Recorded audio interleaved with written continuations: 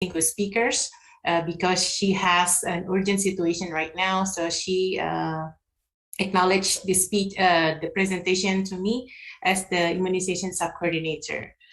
Your Excellency, Mr. Denny Abdi, Ambassador of Indonesia to Vietnam, Mr. Sandiaga Uno, and Mr. Wayan Koster, Governor of Bali, and also Mr. Dr. Raden Pardede, Mr. Budiarsa Sastrawinata, and also all these distinguished speakers, and also my senior, Professor Dr. Wiku Bakti Bawono Adi Sasmito, and all distinguished speakers. So please allow me to deliver about COVID-19 vaccine situation in Indonesia, and hopefully the presentation can be shared with all the colleagues from Vietnam and also the people in Indonesia. Beforehand, maybe I need some assistance from the committee. If you could please show the slides that I already sent earlier, because I have situation here that I cannot connect my presentation. If you could help, maybe Dr. Ridwan. I will share the screen. Yeah, can you share screen, please? Thank you, Doctor. Yeah. Can you put it into slideshow, Doctor?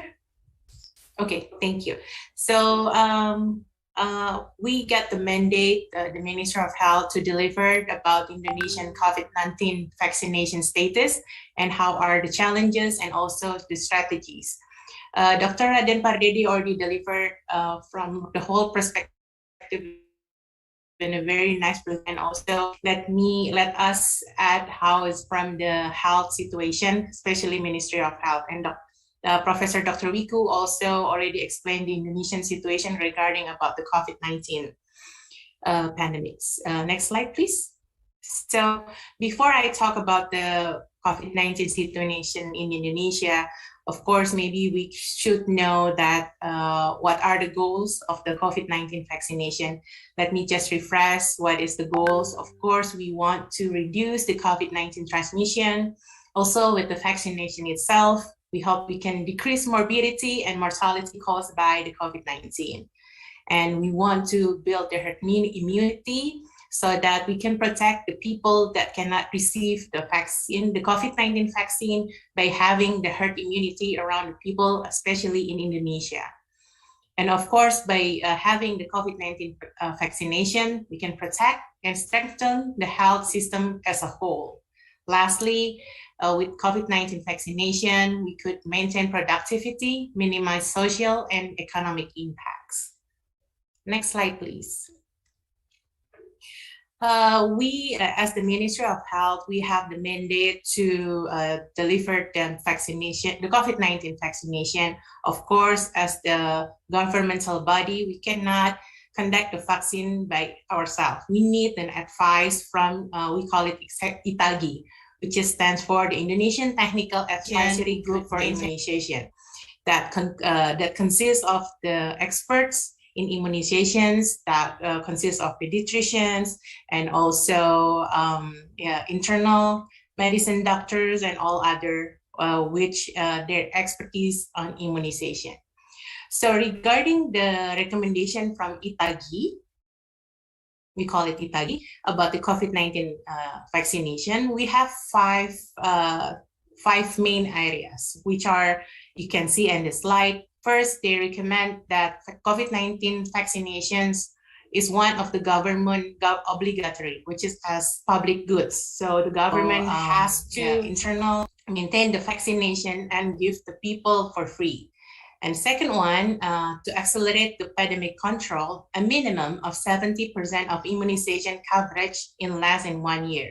So that's why maybe in my following slides, I will also explain how's the target by the end of 2021 for the COVID-19 vaccination in Indonesia.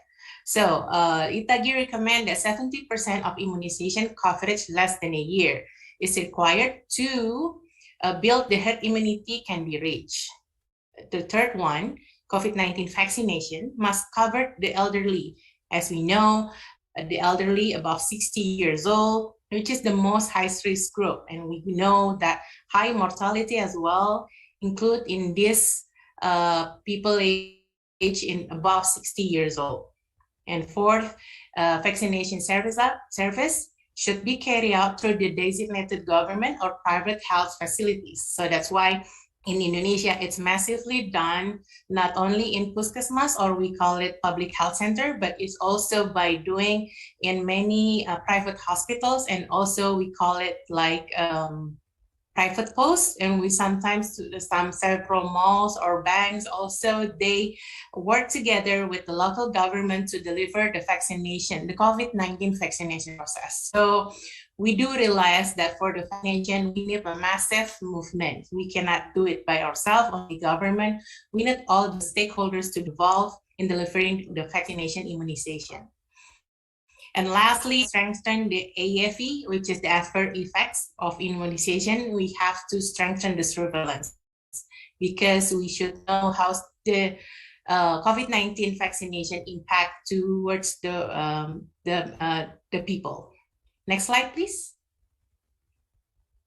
I will not go down or detailing about the legal basis of COVID-19 vaccination. Basically, in the slides, I would show, sorry, it's still in Bahasa because it's mainly in technical language in Bahasa.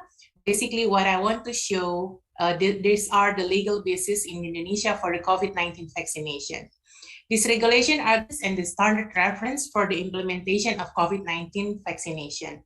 Start with the regulation from our president, and then we also make the Minister of Health regulatory about the implementation for the vaccination in order to control the COVID-19 pandemic. Next slide, please. And also we do have the roadmap, the national roadmap for the COVID-19 vaccination implementation at national level, which are include main 14 items. We started as the regulatory preparedness. Also, we have to do the planning and coordination, house the financial and human resources, and most importantly, house the target population and vaccination strategy, preparation, implementation, and lastly, the vaccine safety monitoring, evaluation, and COVID-19 surveillance. We do realize all these 14 items, it's not interchangeably, but it's also interconnected with the others. So that's why we do have in doing our roadmap, each of the steps, we also do the evaluation, which that's why the regulatory itself is also dynamic. So that's why in my following presentation, I will also explain how the change in delivering the COVID-19 vaccination in technical are different from the beginning towards the end 2021. Next one, please. So like I said, these are the targets that are also recommended by ITAGI. This target also a little bit, I should say, dynamic, because we also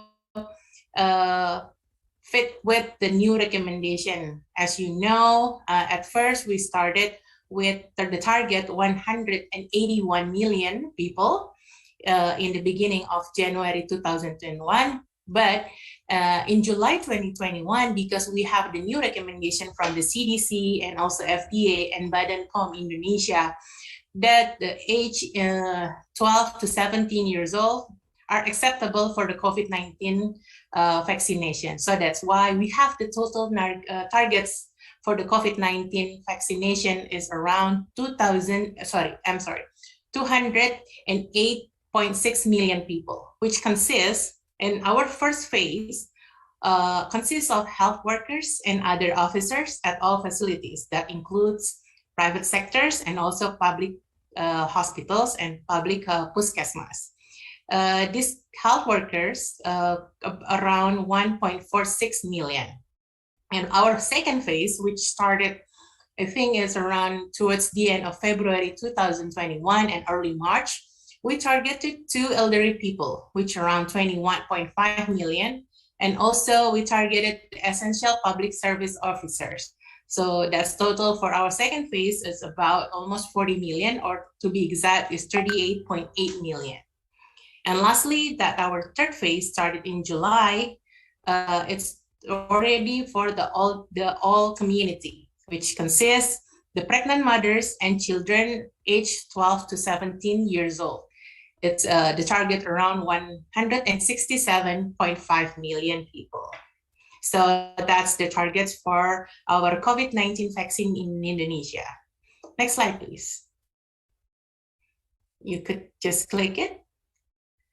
So maybe some the audiences also would like to know how the COVID-19 vaccination can be delivered in Indonesia. So like I said before in my early slides, that vaccination can be delivered in healthcare facilities, that can be delivered in COVID-19 government program vaccination services, such as public health centers or puskesmas, and then clinics, hospitals. We also have the healthcare facilities in port health offices, or we call it KKP. In Indonesia, we call it Kantor Kesehatan Pelabuhan. And lastly, we also include the midwife private practices. So I think around in July, we have the pilot for midwife included giving the COVID-19 vaccine. We started in Karawang, and also it gave a good response from the people because they can be reached towards the rural area. And what are the criteria? Of course, for the facilities to be can deliver the vaccination, they should also have, first one, having adequate number of health workers and other supporting staff to deliver the COVID-19 services. Second one is having cold chain facilities in accordance with the type COVID-19 vaccine that is provided. And last one, having operational permit from the health service facilities. So, but for number two, the healthcare facilities that cannot meet the requirement for number two, they still can carry out the COVID-19 vaccination, but under the coordination with the local puskesmas. So how they do it, if they don't have the cold chain, but they can do it like they get fix it, how many people that going to come to their services, and with how many vaccines they will use in that day. So basically, we try to make it as easy as possible and to be accessible to all the people in Indonesia. Next slide. So this is also that I would like to explain. So in the beginning of the delivering on COVID-19 vaccination in January 2021, or I can say the first quarter of 2021, Indonesian vaccination service, we use the four table schemes, and then towards we evaluate, like I said, we always evaluate, and also we get the recommendation from all the sectors. Right now we simplify. So we simplified the vaccination service flow. We make it to 2 table only, because we also got the recommendation from FIABCI. So first one, by having the 2 table only, we can shorten the waiting the waiting time for the people. So in that way, we can have more targets in one day. And also, we simplified and we also shorten the observation period. Of course, we don't use it by ourselves. This is the recommendation from FIABCI. So the shorter observation period, which is 15 minutes. And also this one accelerate this strategy, the shortened table, the shortened observation period to 15 minutes. This accelerates the people that can be vaccinated in one day. So, and also we improvise the all electronic recording and reporting activities are done only in table 2. Beforehand, we do it in table 1 and table 4, but we simplified only in table 2. So, and all vaccination services should be delivered strictly implementing the standard health protocols. So you can see from my slides that between the vaccination table, between the people is the standard is 1 to 2 meters distance. Next slide, please. And how's like I mentioned before, we always having dynamic situation because we adapt from the recommendation from WHO, from the CDC, and also with Badan POM. So as maybe you already know, some already know, that we have the third dose vaccination for human resources working in the healthcare facilities.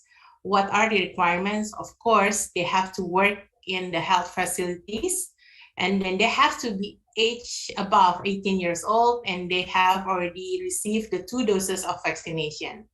And this third dose, as in right now for the regulation, is only to be given for the human resources in healthcare facilities.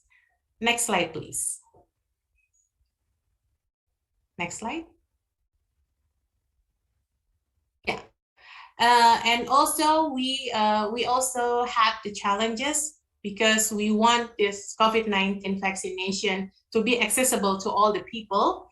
But when we do face the problem, how about people that you don't have, they don't have national ID?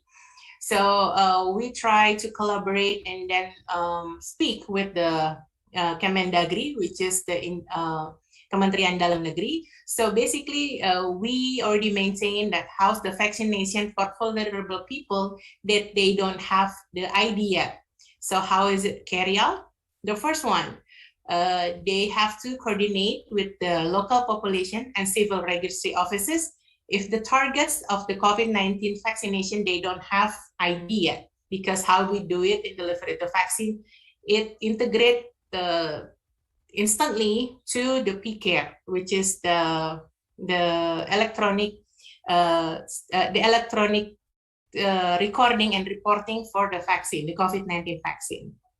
And COVID-19 vaccination services for people who do not have ID, they can be carried out with the local population and civil registry offices at the agreed services. So basically, they can make the ID to be served and to be done at the ID at the place for the vaccination as the vaccination posts. So so basically, what I try to explain with this regulation is the the health provinces or the health districts, together with the local population and civil registry office. They have to sit together at the vaccination services, and they have to deliver and they help the people that they don't have ID yet. So that's how we try to make access for people who do not have national ID. Next slide. And also, like I mentioned before, this is the new recommendation that vaccination for children and for pregnant mothers. So as been agreed for with Badan POM, the release of the emergency use authorization for Sinovac, right now maybe you already heard, that is already approved for the children for 6 to 11 years old. But as of right now, we're still waiting the recommendation from ITAGI or from NITA, how is it can be delivered for the people, for children under age 6 to 11 years old. And how about the vaccination used for pregnant mothers? Right now we use Sinovac, Moderna, and Pfizer.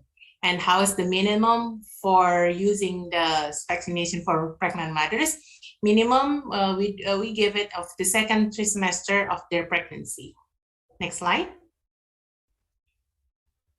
And this one, the ministry regulation for vaccination for people with disabilities. Of course, prior to vaccination, it is necessary to have coordination with the local social service office. And for those who do not have national ID, we do it like a couple slides before I explain. They have to be coordinated with the local population and civil registry. And the administration of vaccination for the disability people can be done within the facilities, or we can have the health officers visited the nursing homes or integration with vaccination centers, and they the disability people, they have to be with someone from their family or from their caretakers to be taken to the vaccination centers or vaccination posts. So basically, we know that they cannot go by themselves. They need assistance from the other people. And also, we appreciate people who take them to the vaccination center so they can also get the vaccination if they took the disability people to the local vaccination centers or preferred posts. Next slide. This is basically the recording and reporting. We record and report the use of the vaccination, and we have the ID, and we put it in, we call it the primary care or P-care application. And every vaccination site is required to record and report the result of COVID-19 vaccination using the P-care application. And for the distribution for vaccines and logistics, we use the system called SMILE. Basically, it's electronic immunization and logistic monitoring system. Next slide, please. These are the cards. This is the manual vaccination card that each of the people that already been vaccinated, they get these cards, the manual one. And also, next slide. This one that can be accessed from electronically. The speakers before already mentioned this how this electronic certificate can be accessed. It can be accessed from Peduli Lindungi. So basically, it's integrated not only for the electronic certificate for COVID-19 vaccination, but it's also with the PCR test and or antigen tests, or basically how we can manage the information from Peduli Lindungi about the COVID-19 situation. Next slide, please. These schemes are the, I put these slides is because I think it's important. How's the vaccination verification for Indonesian citizens and foreigners who were vaccinated abroad. So firstly, the people, so let's say maybe foreigners who were vaccinated abroad, they have to do the registration at this website. And if the foreigners come to Indonesia, they have to be verified by their embassies and not from Indonesian Ministry of Health. So their data will be verified from their embassies. And then the result of the verification will be confirmed through the email. And after they get the confirmation, they can log in with the website Peduli Lindungi. And then there are instructions to complete the data, and then they will get the vaccination certificate verification. And then they can have the QR code to check in to the places they needed to go. So basically, this is how we try to simplify the vaccination verification for Indonesian citizens and also foreigners who are vaccinated abroad. Next slide, please. This is, I just want to show, this is the AFI reporting forms, or basically Indonesian, we call it Laporan KIPI. So this is also important for us to know and to have these reports so we can know how's the vaccine, the COVID-19 vaccines side effects in Indonesia. Next slide. This is the explanation for the waste management. I will not go through detail into this. Next slide. And this is how the monitoring evaluation, like I said, that's why in having this regulation, we always been doing the dynamic because we want to improve the system as well and to reach as many people as possible and also as easy as possible. But importantly is how it's managed with the regulation. So the first one, the objective of monitoring and evaluation service delivery is implemented in accordance with the standard procedures, also using the supervision tools. And also we provide timely feedbacks for improvements, not only for the Ministry of Health of Indonesia, but also for the provincial health offices and also district health offices. And they also should give the improvement to the healthcare workers. And it carried out periodically and at all administrative levels. Next slide. So this is just I would like to share the coverage of COVID-19 vaccination as per November 4th, 2021. As you can see, this one you can access at the KPCPN dashboard. It can be accessed from with all the people in Indonesia or even internationally. So this situation, I want to show the total vaccination coverage in Indonesia for the first dose is about 59%, or around 122 million people already vaccinated for the first dose. For the complete dose or the second dose, right now we are at the stage 36.87%. Or maybe Mr. Ridwan, you could point out this one, the total cakupan vaksinasi.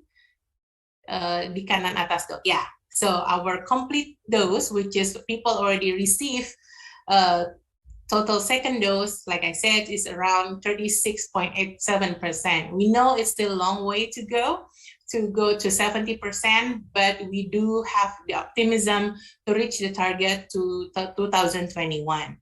So in total, right now, we try to improvise, and we also always have the campaign because the hardest one to reach is the elderly. As you can see, lansia, Dr. Ridwan, mungkin boleh ya. For the elderly, we still have low coverage compared to the other groups. As you can see, the elderly for the first dose is 41.02%, which is we have the target 21 million. But hopefully by the end of this year, we can reach at least maybe 50% by the end of 2021. But all the other groups, we have a good coverage, especially for the healthcare workers, the essential public health officers, teenagers, and the other groups. Next slide, please. This is just showing the daily trend of vaccination. As right now, we have up and downs in regarding to achieve the target per day. But the highest one we had achieved, I think, is around in October. We had reached almost 2.5 million per day. But right now, we still have, we try to improvise the strategy so we can reach the vaccination target by the end of 2021. Next slide, please. This slide shows that I think I just want to focus the three highest provinces that already received the second dose or complete doses. Yang kanan, Dr. Ridwan, yeah. These are the three provinces that the highest of total coverage for the complete doses. The first one is Provinsi DKI Jakarta, and the second one is Provinsi Bali. Salute to Mr. Wayan Kosher with their team, which has the total coverage nationwide is 87 and almost 87%. And the third one is Yogyakarta. So we always give feedbacks to all the other provinces, especially the lowest one, to catch up with the other provinces, and also maybe they could learn from the other provinces what are the strategy they use to achieve this vaccine coverage, like DKI Jakarta, Bali, and Jogja. Next slide, please. And these are our strategy for acceleration. So basically, we can do the vaccination service or vaccination centers. They can be done from the mass post by implementing using the health protocols. We can do it indoor or outdoor. How is it being done for outdoor? We use, basically we can use, we have cooperation with the local transportation centers. We use the drive-through, and we also implementation the mobile vaccination by using mobile health centers and with the other health facilities. And also we have the vaccination posts. As in indoor, we have the vaccination posts in airport and terminals, And also, like I said, in public places and such as markets, malls, shopping centers, stadiums, and also the places of worship like church or maybe mosque and the other places as well. Next slide. And this is how we do the, like I said, the monitoring and evaluation as always doing routinely. And these are the examples how we're doing it virtually. And this one is for Provinsi Lampung, South Sulawesi, and North Maluku. Next slides. I think this is my last slides. What are the remaining gaps? The issues on vaccine safety, especially among the elderly, is still very high because they fear having the various comorbidities. And the elderly people are hesitant to go to health facilities and vaccination centers because some are due frailty reasons and some are due to fear of getting COVID-19 vaccination infection.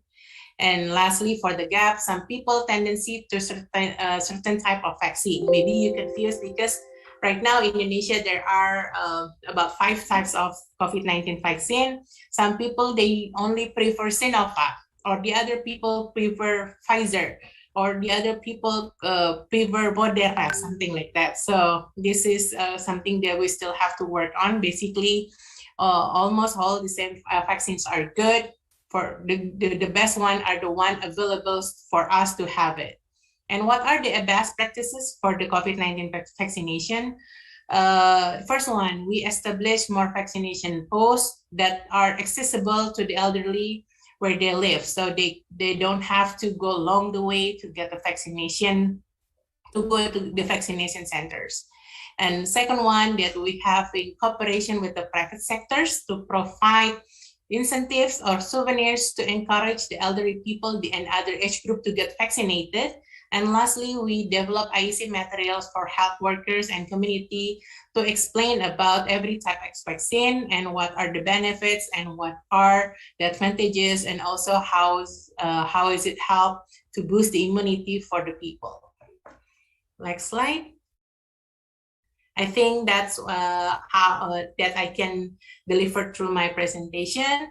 Hopefully it can explain and give you some information about how COVID-19 vaccination delivered in Indonesia. Thank you very much. I give it back to the moderators. Thank you.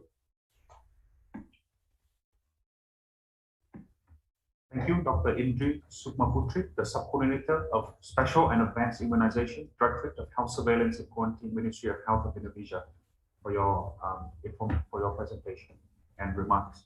Now to begin, to continue our program, I would like to invite Dr. Michael Nogrovo, the Director of KHB International, KHB Pharma, to discuss the private sector's role in COVID-19 efforts. Dr. Michael, the floor is yours. Thank you, Mr. Moderator, and good morning, ladies and gentlemen, and His Excellency, Mr. Pham Vinh Quang, Ambassador of the Socialist Republic of Vietnam to the Republic of Indonesia, His Excellency Bapak Denny Abdi, Ambassador of the Republic of Indonesia to the Socialist Republic of Vietnam, Bapak Raden Pardede, First Executive Secretary of the National COVID-19 Handling and Economic Recovery Committee, and also Bapak Budiarsa Sastrawinata, Chairman of the Indonesia-Vietnam Friendship Association, distinguished speaker, ladies and gentlemen. Dr. Ridwan, can you show my slide? Okay. Thank you for inviting KHB to the webinar, Policy Review and Recommendation for Vietnam and Indonesia in the COVID-19 context, to present from the private sector point of view. Okay, can you show? Okay, next slide. Okay, I think this is a very well-known slide because I saw that Bapak Raden Pardede used this slide, and also Bapak Wiku also using this slide. I would like to share about the correlation between the COVID-19 pandemic and the government regulations. Yeah. COVID-19 cases were first announced by Bapak Presiden Jokowi on 2nd March 2020 and continue to increase, and the peak occurred around July until August 2021. However, COVID cases continue to tend to decline until this November, and we hope that that can go to the first level of the PPKM, the lowest level of the health protocol. And we appreciate the government program on handling COVID-19 pandemic and continuously making policy changes adapted to condition on the ground, including rapid action in procuring vaccine and run vaccination program. In handling the COVID pandemic, the government continues to work hand in hand with the private sector, academia, communities, and health services. And we think this togetherness is an important factor so that the COVID cases can be managed. We hope with the declining of COVID-19 cases, people will be able to return to their activities and the economy can grow again, including tourism as well. Okay, next slide, Dr. Rifan. This COVID pandemic not only has an impact on the economic sector, but also give an impact on other aspects like healthcare sector. Due to many lockdown policy from several countries, like China, India, which is our big supplier for the raw material, causing the supply of raw material, packaging material, finished drug, medical equipment like masker, hazmat to be disrupted. This is due to lower activity at the factory, port, and shipping. While the need is increasing during the COVID pandemic, this condition must be anticipated. When the number of COVID cases decrease, the world starts to reopen, while the supply chain has not returned back to normal. Okay, next slide.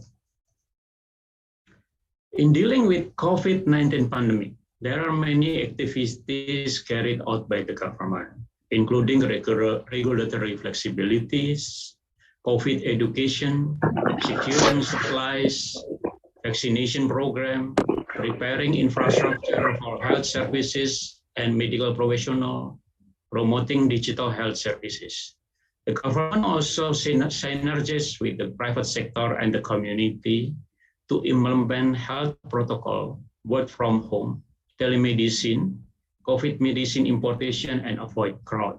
I think this collaboration is very supporting to the declining of the COVID because of these collaborations. Yeah. Okay, next slide.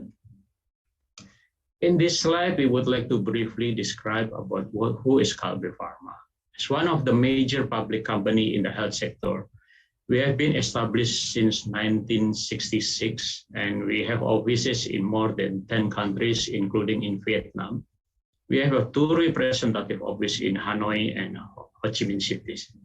KHB is supported by more than 17,000 employees and has main business area, 4 main business area.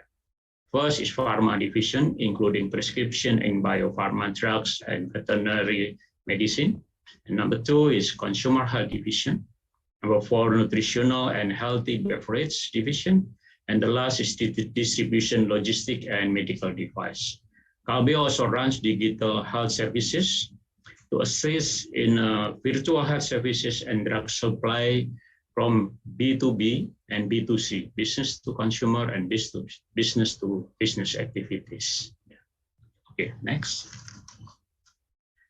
Overview of our main offices in the global market.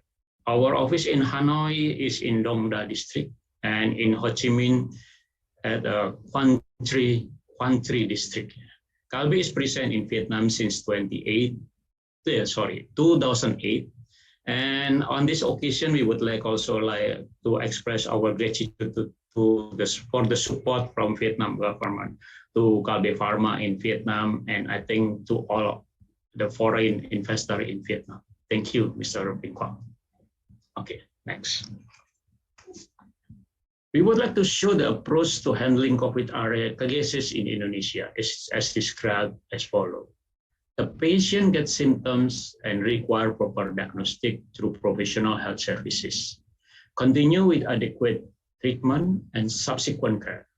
Regarding with medication needed, the drug supply plays an important role. Looking at the step of patient journey, what is the KHB role? Besides supplying healthcare products, KHB provide a clinical laboratory for a general test and COVID-related tests such as PCR. And the clinical laboratory named KHB Inolab and provide virtual services for health consultation and both online and offline pharmacy via Click Doctors and Mitra Sana Clinic to help patients get easier access to health services. I think digitalization in the healthcare now and the future is very important because not only because of the COVID related, but because it's getting more accessible, giving more convenience to the patient to access the healthcare services. Okay, next. As explained in the previous slide, KHB provides integrated services both in terms of medicine, nutrition, vitamin supplement, medical equipment, and laboratory services supported by digital services. We also did research and made a breakthrough so that the PCR examination is not necessary through a nasal or pharyngeal swab, but only via a saliva sample, which make a patient more convenient, and it's already implemented to several areas. Okay, next. What is the KHB roles during the COVID pandemic era for the community and government? KHB aggressively provide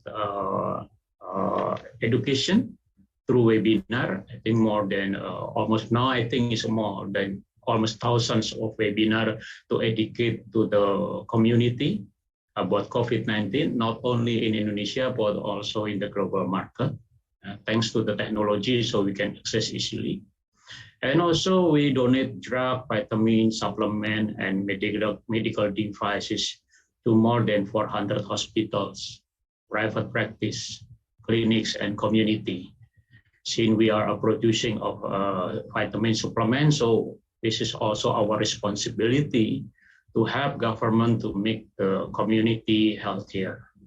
And also we support the government in an implementation of vaccination program to more than 60,000 people. I think this is a very small number compared to the total population in Indonesia. But this is only coming from one company. And it's also doing by many companies in Indonesia to help the government, to help the Ministry of Health to spread the vaccination program. So I think this is also very important activities to make the community healthier. Next slide. And besides that, to support the government program in managing COVID-19 pandemic, KHB from the private sector also has responsibility to do something internally.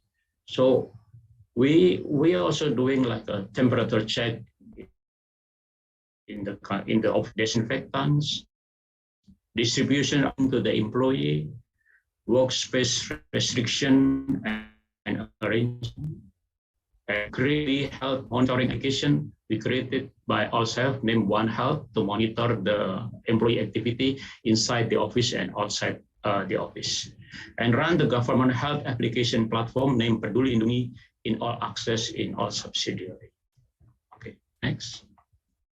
As a conclusion, COVID-19 from pandemic become endemic, and we will live with COVID-19 virus. For that, we must always run the health protocol, live with new normal behavior, and the need for vaccination program. Number two, build a robust healthcare system in every region or country with easy access and available access to health service to support SDG 3 established by United Nations, ensure healthy lives and promote well-being for all at all ages.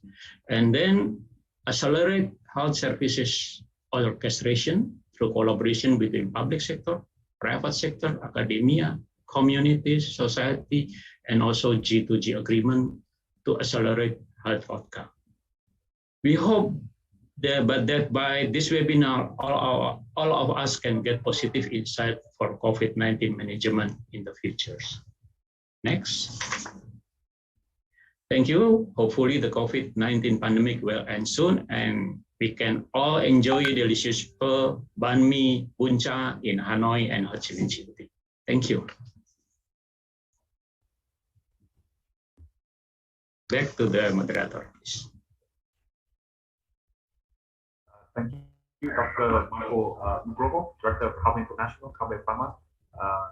It's good that you mentioned the dishes that I think many of us here miss from Vietnam, and let's hope that we can enjoy them soon in the future. So next, I would like to begin our Q&A session for the public health policy. I ask that our audience maybe could raise their hands and ask our speakers questions. I open the floor to the audience.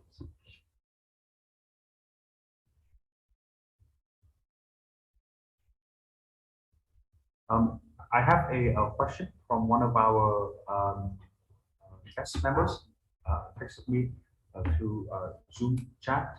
The question directed at our speakers, Dr. Indri Sukmaputri, Dr. Michael Nogrovo, and Dr. Wiku Adisamito, regarding the cooperation, the possible areas of cooperation between Vietnam and Indonesia in the sections, in the fields of expertise that you have just mentioned. For example, in pharmaceutical manufacturing, for example, in vaccine research, for example, in opening up the economy. So I asked our speakers to give comments on this. Thank you.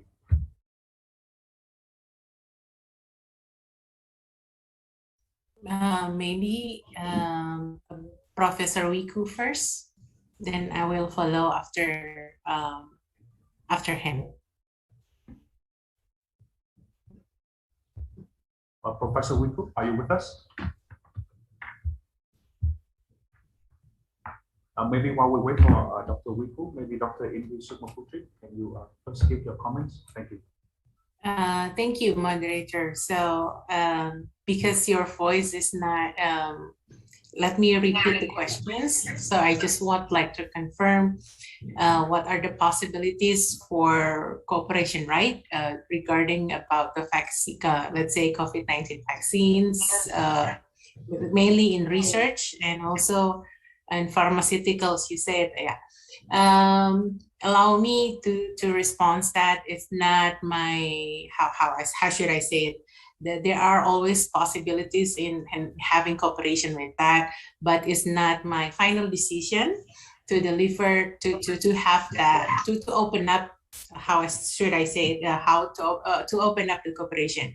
But we, as the Ministry of Health, we are open to have the cooperation regarding research, or maybe about maybe it's not my competency as well to have about the pharmaceuticals cooperation.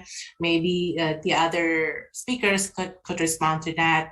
But as our minister said, that we always, Indonesia always want to improve our health systems. So in that way, also having research, I think that a good chance for us to develop Indonesian strategy and also Indonesian vaccinations program. So in a way, it should be also followed by the other organizations that are capable in having a more technical discussion about open up also for improving the economy. Maybe that's my response, moderator. So basically, we are open, but also there are many other things that should be discussed and that should be agreed on regarding cooperation with the research specifically for the COVID-19 vaccines. Thank you. I would like to continue the response from Dr. Indri. Thank you for the questions, moderator. We are as a private company, we are as a healthcare company, we are open to do a collaboration between the Vietnam partner and Indonesia partner from KHB Pharma. And because we are running a business in the healthcare sector, like I already mentioned, in the manufacturing of the medicine and also the distributions of the medicine. So we are open to discuss. And at this moment, we also have biologic pharmaceutical manufacturing, which also has a possibility to do like a production process in the vaccination for a fill and finish process. I think it's open if we can collaborate. Besides that, we also have a vitamin and supplement that we can, and nutrition that we support for the COVID-19 patient. And that is important for the patient to have such kind of food and healthy nutrition. So we are open to discuss, and fortunately we already has also an office in Vietnam, so it's very easy to communicate. But if you would like to directly contact with us in the headquarters in Jakarta, I think we are open to do that. Thank you. And by the way, we also have a collaboration with the Korean partner, which they also produce vaccine for COVID. Now we are in process also to do a clinical trial in Indonesia. Yeah, thank you. Thank you, Dr. Sukma Putri and Dr. Michael, for your comments. The audience has two further comments for you. I also ask that maybe our keynote speakers may also add comments wherever they feel convenient or that they have input. For Dr. Putri, you have another question. The question is, any idea to have Indonesian-made vaccine? What is the status and progress? What is the timeline? And maybe are there plans to export it overseas as of now? And for Dr. Michael, is there any medication for KHB for specifically for COVID-19? Or maybe is KHB having plans to create maybe COVID vaccines or to treat the symptoms of COVID-19? Thank you. Maybe I ask this time for Dr. Michael to speak first, and then Dr. Indri. Thank you. Okay, I will answer first, moderator. I will respond first. Okay. So KHB at this moment, as we know that the COVID-19 medication is very dynamically changes. And at this moment, the approval coming from the Indonesian FDA is the status is emergency use approval. So, but anyway, we always follow the regulation coming from the Indonesian FDA. At this moment, what the Indonesian FDA approved for COVID-19 is for like remdesivir, favipiravir, and many other products. At this moment, we produce antiviral product like favipiravir, and also we are in process to do a fill and try to find a partner to do a fill and finish process for the COVID-19. And besides that, we also provide the antibiotic to support the COVID patient like levofloxacin, and also the vitamin C, vitamin D, which is important also for the COVID-19 patient. So that is my comment, moderator. Yeah. Oh, by the way, I would like to add something that we also have the Stem Cell and Cancer Institute, where while at this time the stem cell also is still in the clinical trial process, that stem cell also can help the patient in the COVID disease on the certain stages. So now we are doing a clinical trial for stem cell for COVID cases also. Thank you. Thank you, moderator. Thank you, Dr. Michael. Dr. Indri, the floor is yours. Yeah, sorry, can you repeat, because I was disconnected. I think, like I said, my connection is in here not stable. So can you repeat the question, please? Yes, the question directed to you is, are there any ideas for Indonesia to, what is the progress, the status of Indonesia, made in Indonesia vaccine, and do you have any plans to export it overseas? Thank you. Oh, okay. Wow, that's a very good question, moderator. I keep calling you moderator. I think your name is Mr. Long, right? Do I say it right? I'm sorry because Yes, yes. yes. Okay. Thank you, Mr. Long. So, what are the status? I think, as we know, right now we're still in the development stage. Is still not ready yet to have it vaccinated in Indonesia, but it's in, if I'm not mistaken, it's still in phase. It's still phase 2 or phase 3. But I'm sorry, phase 2. But basically, and then the last question is very intrigued me because any idea to support to export it overseas. I think maybe Vietnam, I'm interested to have this vaccines, but hopefully if we, of course, we will use it for Indonesia first, and also we want to know how's the efficacy and also effectiveness.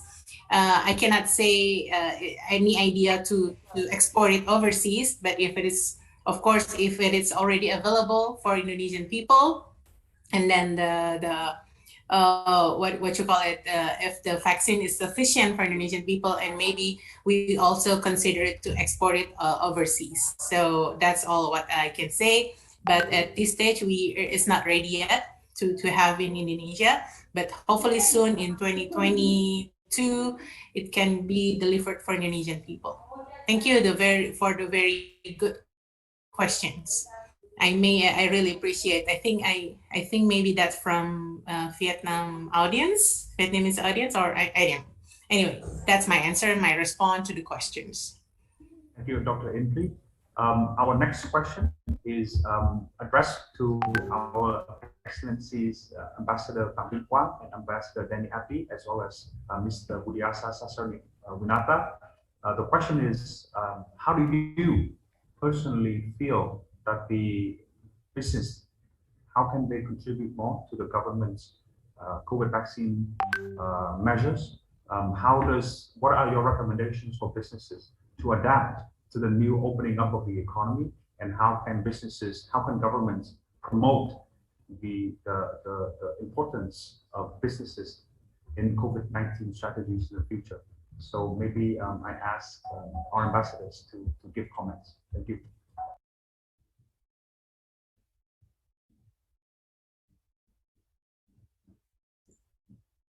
May I start first? I think we have another section about the economy recovery, post-pandemic recovery, and also how we can address and assist our business sectors, including tourism.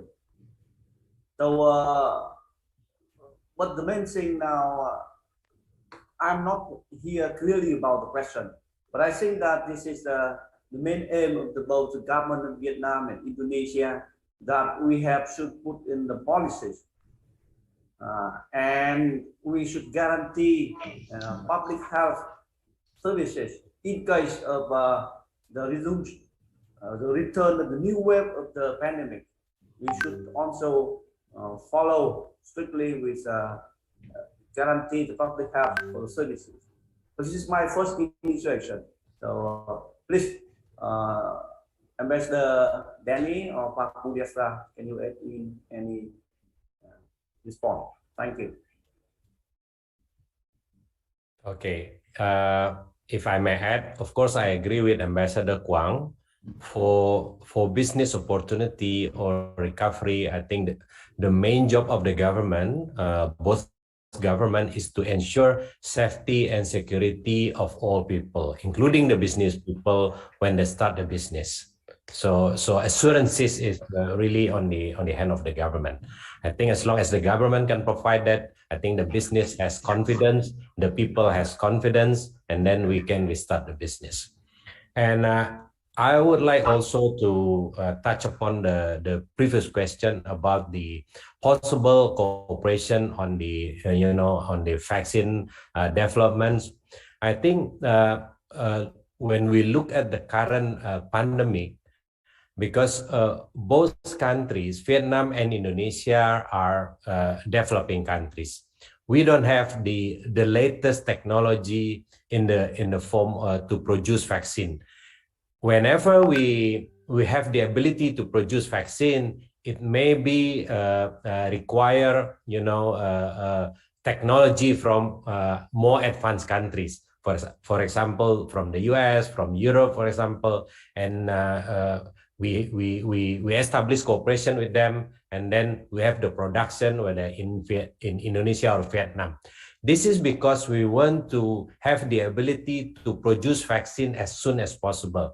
But please don't forget that this may be not the last virus in our countries. So we also need to be able to start developing the ability of our future ability to develop our own vaccine, our homegrown vaccine. So if I may propose to Dr. Michael Buyung from KHB Pharma and Dr. Indri, so you may see or start a possible cooperation between research institute from Vietnam and Indonesia. It may be not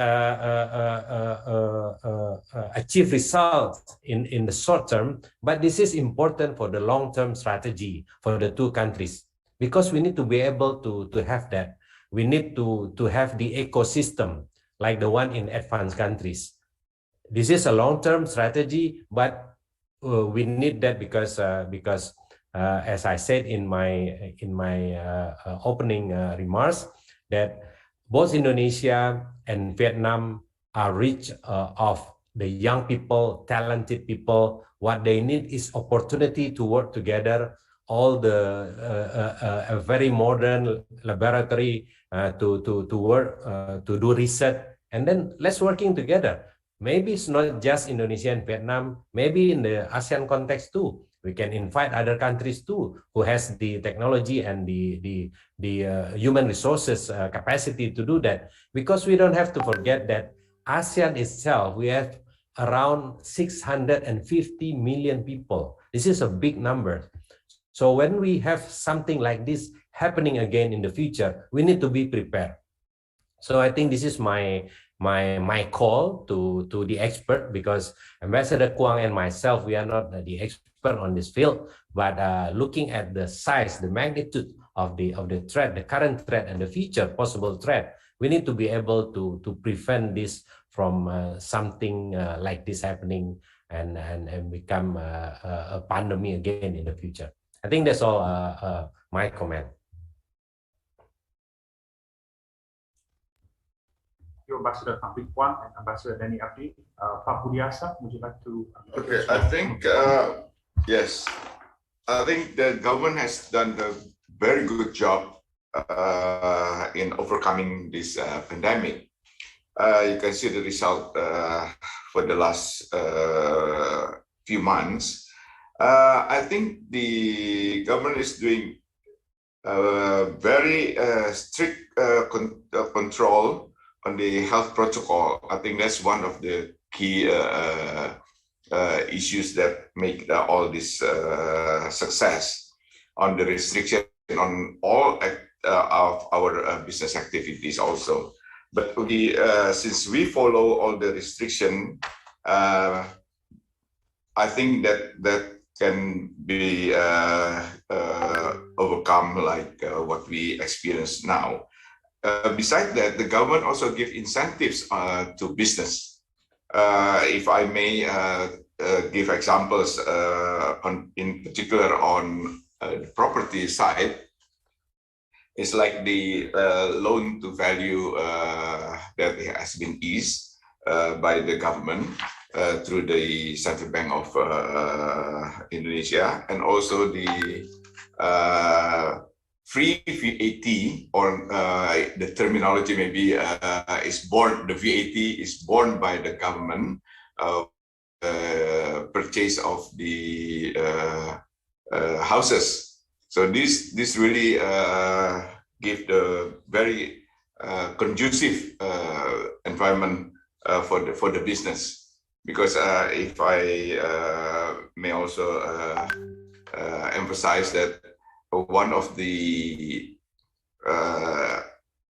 impact on the property business is very wide industry is affected. Also include so many employment, and that's why we appreciate that the incentives that the government give to businesses. Of course, not only to the property business, but also in other business. That's I think the key success of what has been achieved until now is the balancing on health and economic recovery. Thank you. I think that's my comment.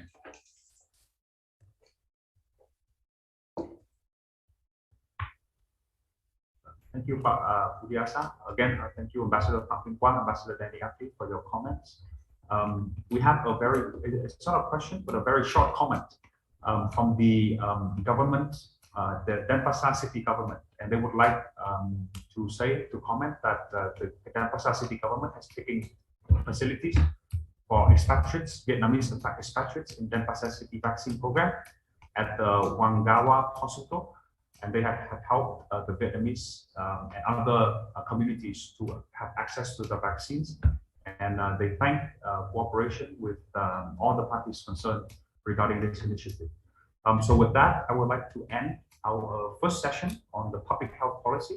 For the sake of time, I would like to move to the tourism sector.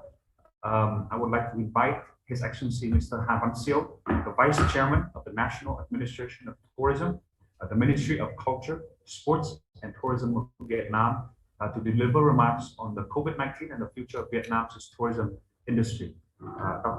Mr. Pham, please, the floor is yours.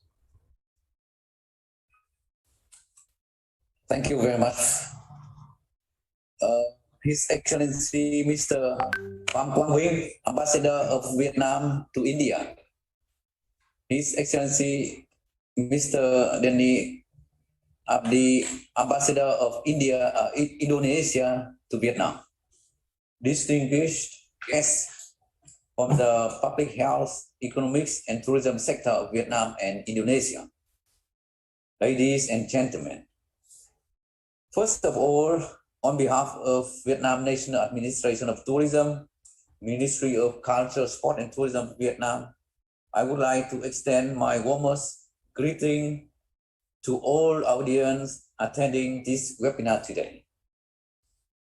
I am very glad to be invited to this virtual event and highly appreciate the continuous effort of the Embassy of the Socialist Republic of Vietnam to Indonesia in strengthening the people-to-people relation as well as tourism exchange between the two countries.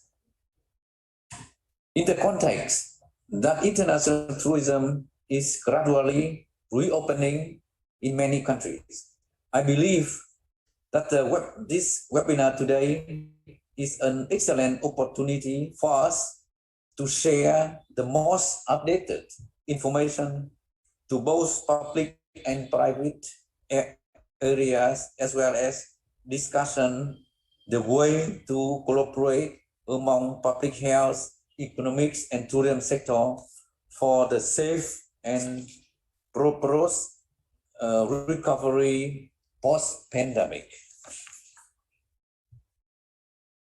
As you know, in 2020, the tourist exchanges between Vietnam and Indonesia reached nearly 200,000. The figure on the screen shows.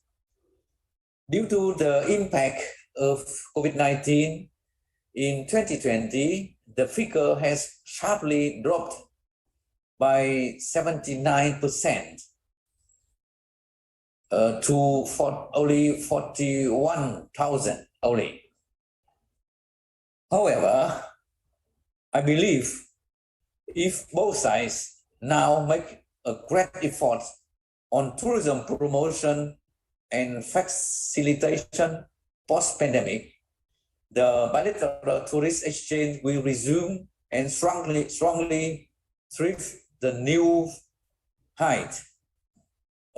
in the following years. Next slide.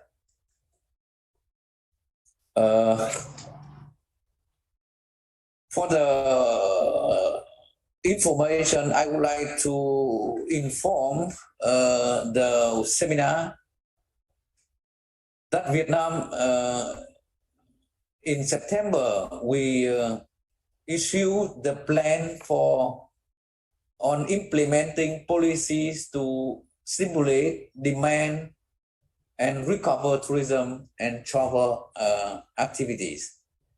This plan covers 6 issues to be implemented. First, all effort and activities will ensure the health safety destination for tourists. Secondly, the tourism ministry and relevant agency will strengthen tourism promotion and communication plan to recover the tourism activity with the campaign Live Fully in Vietnam. Thirdly, the plan emphasizes on necessity to develop and diverse tourism product to new trend of the markets. To the investment program to making the destination more attractive, and new tourism product development program for safe destination to new trend of the markets. The fourth issue, we will boost the digital transformation in tourism, such as develop national database system on smart tourism, as well as digital platform for smart food tourism.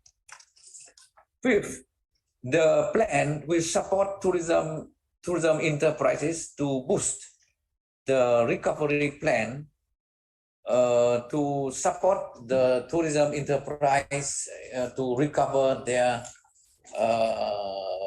the plan of their recovery plan.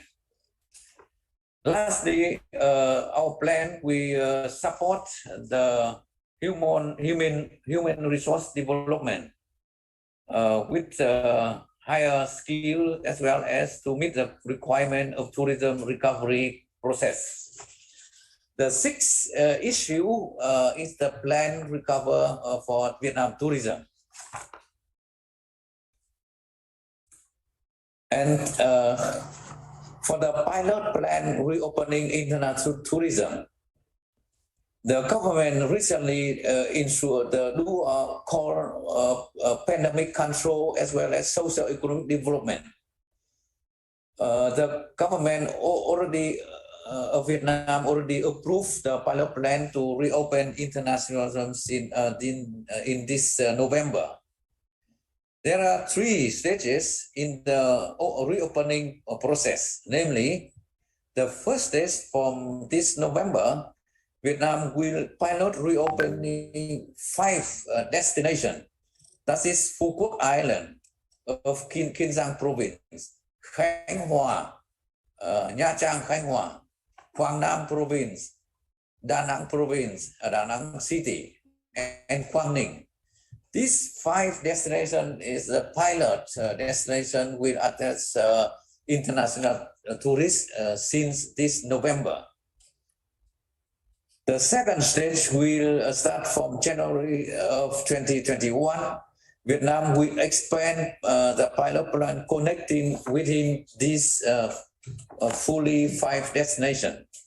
Tourists need to stay at the first destination for 7 days and then can travel within those 5 destinations. And the third stage, the full resuming of regular international tourism. The start of this stage will depend on the actual pandemic situation and evaluation of the pilot plan of 2 previous stages. That means the 5 destination of pilot program will start after the evaluation. Then the last stage will resume the full resume of throughout the country. Next slide. Vietnam will do the marketing plan for tourism reopening, aiming to successfully communicate and promote the pilot reopening plan. Vietnam tourism will encourage the active and effective participation of relating sectors, localities and tourism businesses, airlines, and international and domestic media partners. Vietnam National Administration of Tourism will cover the marketing plan. The pilot plan we promote via diverse marketing channels, including web-based, social networks, online travel agent, and major international channel, and cooperation plan with foreign and diplomatic mission. That means embassy, all Vietnamese embassy approach will play very important role to broadcast or to deliver all information processes and marketing activity from Vietnam tourism. Tourism business are encouraged to establish incentive tour package to while VNAT we support the business partner to reconnect with their partner both online and on-site. So our marketing plan with the campaign Live Fully in Vietnam will be soon on our website as well as through our embassy abroad. Next slide. So the question, who can travel to Vietnam from abroad in the pilot phase? In November 2021, Vietnam will open to vaccinated Vietnamese and foreign travelers. The requirements for visitor travel to Vietnam like this. First, Vietnamese and foreign visitors who have a vaccine certificate fully vaccinated for no longer than 12 months and at last 14 days before arrivals, or who have recovered from COVID-19 within six months before departure. Second, unvaccinated children under 12 years old traveling with vaccinated parents. Third, the negative PCR COVID-19 test within 72 hours before departure. Fourth, COVID-19 insurance with a minimum coverage of $50,000. And fifth, book a package tour offered by tour operators, by designated tour operator. Next slide. For international tourism procedures, taking these opportunities, I would like to share with all stakeholders the procedure of international tourist arrival in very first stage of reopening. Step 1, visitor should book package tour offered by tour operator. After first 7 days, the visitor who wish to visit relative in Vietnam as well as other destinations will register with the tour operator in advance. Step 2, tour operator assist visitor in entry permission or visa application. Step 3, visitor prepare needed document and get PCR COVID test within 72 hours before departure. Step 4, visitor enter Vietnam, follow the safety guideline, register for Ingo app. Step 5, visitor depart for the accommodation and get a COVID-19 test. In case of COVID-19 infection, visitor will be taken to health facility. Step 6, visitor enjoy the tour package while monitor health condition themselves. Visitors are recommended to self-test for COVID-19 every 2-3 days, which rapid test kits are provided by the accommodation. Step 7, for visitors staying for more than 7 days, they will get a PCR COVID-19 test on 7th day for of the tour. They can continue visit other destinations and at second stage of the pilot plan. Next, the requirements for tour operators. International tour operator who want to join the pilot reopening plan to have acquired the following requirements. First, they need to conduct the plan to receive visitor. They have to show the plan to receive visitors, including information on country of origin, number of visitors, destinations, length of stays, airlines, detailed tour program, and relating program for safety management. Second, the involving staff of the tour operator must be fully vaccinated and trained on COVID-19 infection control. Third, in case of COVID-19 infection, the support visitors, they will support visitors on service cancellation or postponement. Fourth, the public hotline and assign focal point for visitor support. Fifth, register and self-evaluate of COVID-19 safety on a daily basis at the app safetourism.com.vn. The detailed requirement we will provide on our marketing channel. Next slide. All this preparation of Vietnam for reopening international tourism, we look for bright prospect. This is quite an early stage for tourism reopening in South Asia region. Therefore, I believe Vietnam will be an appealing destination for international tourists, including Indonesian. Vietnam has diverse and natural and cultural resources that are being redesigned to offer new tourism products after stagnation phase.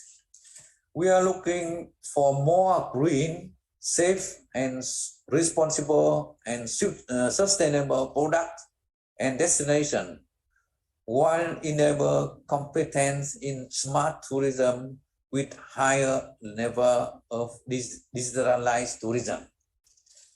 We also optimistic with our pilot plan to reopen international tourism. Vietnam is looking for tourists who stay for a longer time and prefer leisure and less transfer and We also believe with the close cooperation among government agencies, tourism stakeholders, and localities, as well as the positive incentive for tourists and support policies for our operators, the pilot plan will be successfully implemented. We also hope that cooperation between Vietnam and Indonesia in tourism as well as related sector will support our travel exchange between Vietnam and Indonesia.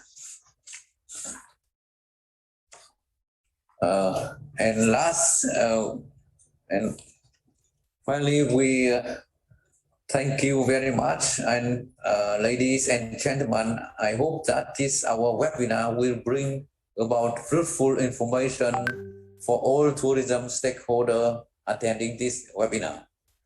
I look forward to receiving your kind concerns and support in the upcoming period of tourism recovery. Once again, on behalf of Vietnam National Administration of Tourism, I wish all of you good health and happiness. I wish our webinar successfully. Wish our friendship between Vietnam and Indonesia will keep development flourishing, and thus meeting our two people aspiration. Thank you very much for your attention.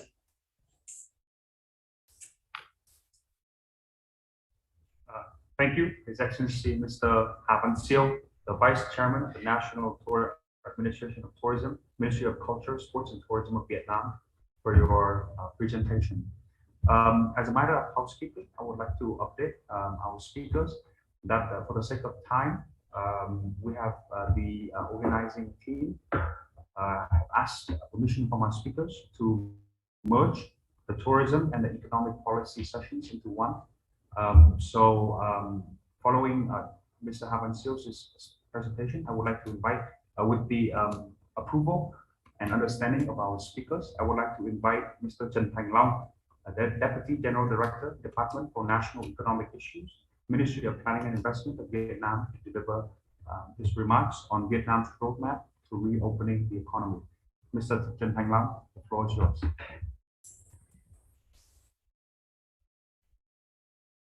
Thank you, Mr. Moderator. His Excellency Mr. Denny, Abdi, Ambassador of Indonesia to Vietnam, His Excellency Mr. Pham Quang, Ambassador of Vietnam to Indonesia. Ladies and gentlemen, a very good morning from Ministry of Planning and Investment. It is an honor for me to present in a seminar held between the Ambassador of Vietnam and Indonesia to share information and what we have dealt with the COVID-19 pandemic. I think the seminar is very, very good for us to prepare policies to cope with COVID-19 and to help the economy to recover and develop. Okay, now let me start my presentation. We have a very detailed presentation from Mr. Pham, which has many information about the NAS plan to reopen the economy. I will not repeat this information in my presentation. And now let me start by sharing some facts and figures on COVID-19 pandemic in Vietnam and what we have done to deal with the situation. Since the beginning of the year 2020, Vietnam has been hit by 4 waves of COVID-19 infections. The government of Vietnam has been prioritizing on sourcing, purchasing, and calling for donations of COVID-19 vaccines. As of the 6th of November, Vietnam has recorded the rate of people over 18 having at least one dose is about 81.5%, and with 2 doses is about 36%. From the start of September up until now, Vietnam has got the disease under control. The number of new infection, critical condition, and deaths are going down. The economy is being gradually reopened in a new normal state. On the 11th of October, the government has issued resolution number 128, temporarily promoting regulation for the safe, flexible, reduction, and effective control of COVID-19 pandemic. This marks an important change in Vietnam's infection prevention and control strategy and results in immediate and positive effects in production and business. 10 days after the relationship effects, Vietnam has recorded 3,753 newly established businesses. Out of 63 provinces in Vietnam have recorded increase in business going back to operation compared to the very bad situation of September. The government and the Prime Minister have been consistent on the execution of dual goals. On one hand, focusing on prevention and control the disease, and on the other, socio-economic development. Many policies have been issued to support the people and businesses affected by the pandemic. In 2021, the government has spent 2.85% of GDP to support the economy. The government has issued policy to reduce costs and short-term financial pressure for businesses and business households. Policies mainly include reduction and deadline extension for land grants, deadline extension of value-added taxes, business income and personal income taxes, regulating special compensation for frontline disease prevention and control forces, reduction and deadline extension for job use and social insurance costs. On the 9th of September, the government has issued resolution number 105 aimed at easing difficulties caused by COVID-19 pandemic, assisting business in order to continue production, business activity, recover, and facilitate conditions for development in the future. On the 19th of October, the Standing Committee for the National Assembly of Vietnam has passed resolution number 406, in which the main policy focus is the exemption and reduction of corporate income and personal income taxes, value-added taxes for the year 2021. In addition to that, the State Bank of Vietnam has also issued various monetary policy aiming at reducing lending interest and repayment period, restructuring, exemption and reduction of interest and fees, maintaining debt classifications for borrowers.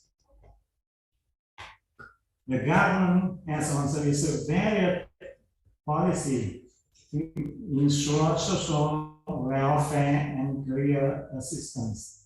The subject policy includes the people living in quarantine areas, employees and employers, people entitled to social protection and poor households. Policy are focused on additional assistance in payment through social insurance and unemployment insurance funds, reduction of social insurance fees, training assistance, and preferential loans to business and organization in order to maintain workforces. Payment to people subjected to COVID-19 treatment and children, people working in the fields of culture, arts, and tourism. And the final part of our presentation will be our roadmap to reopen the economy for the time to come.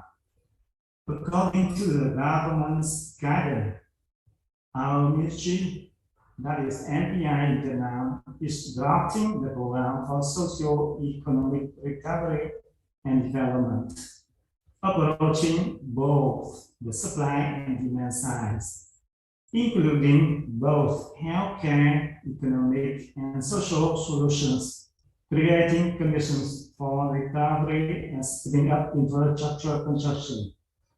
Sustainable exports and domestic spendings, investment and business environment, administrative reforms, digital transformation, digital economy, and creating platform for new economic models and development in mid and long terms.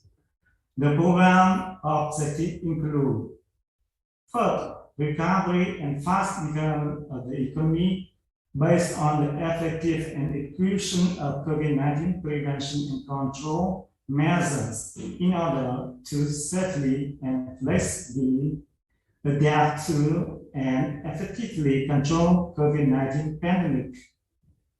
COVID-19 prevention and control is the key factor to open up the economy. The recovery program ensures all business in Vietnam can operate in a new normal state with full or the highest possible capacity, with zero or low additional cost. Vietnam has been also preparing to open for international flights and tourism and to apply visa vaccine. As my colleague Mr. Halasio mentioned earlier.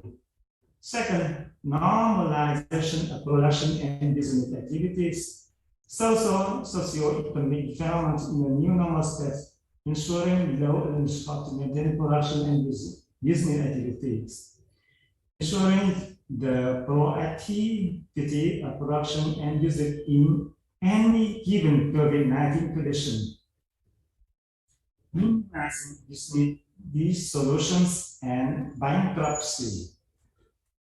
Third, motivation of development and expanding the scope of the economy, ensuring the fulfillment of average annual development target of 6.5 to 7% for the period of 2021 to 2029, also 2025. Fourth, macroeconomic and economic balances, stabilization, nurturing and enhancing the state budget income in the mid and long term, maintaining the stability of financial institutions, especially the banking sector. For these measures will help us to have enough source to enough financial sources to carry out the recovery program. Fifth, ensuring social welfare and people's living standards, especially poor people, disadvantaged people heavily affected by COVID-19 pandemic. This is my presentation about our COVID-19 pandemic situation and our response to the pandemic and our recovery program to help the economy recover and development in the mid and long term. To close my presentation, let me thank you for all the information that we have shared during the seminar. And I would like to wish you a very good health. And thank you for your attention. Thank you, Mr. Chen Thành Long, Deputy General Director, Department for National Economic Issues, Ministry of Planning and Investment of Vietnam.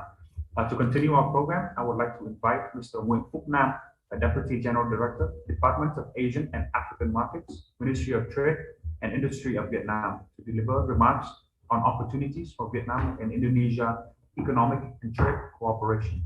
Mr. Nguyen Phúc Nam, the floor is yours. Thank you. Your Excellency, Mr. Sandiaga Uno, Minister of Tourism and Creative Economy of Indonesia. Your Excellency, Mr. Wayan Koster, Governor of Bali. Your Excellency, Mr. Raden Padit, First Executive Secretary, National COVID-19 Handling and Economic Recovery Committee, Coordinating Ministry of Economic Affairs of Indonesia. Your Excellency, Mr. Pham Quang, Ambassador of Vietnam to Indonesia. Your Excellency, Mr. Denny Abdi, Ambassador of Indonesia to Vietnam. Ladies and gentlemen, it is a great pleasure for me to attend the webinar on public health, economics, and tourism policy review and recommendation for Vietnam and Indonesia in the COVID-19 context.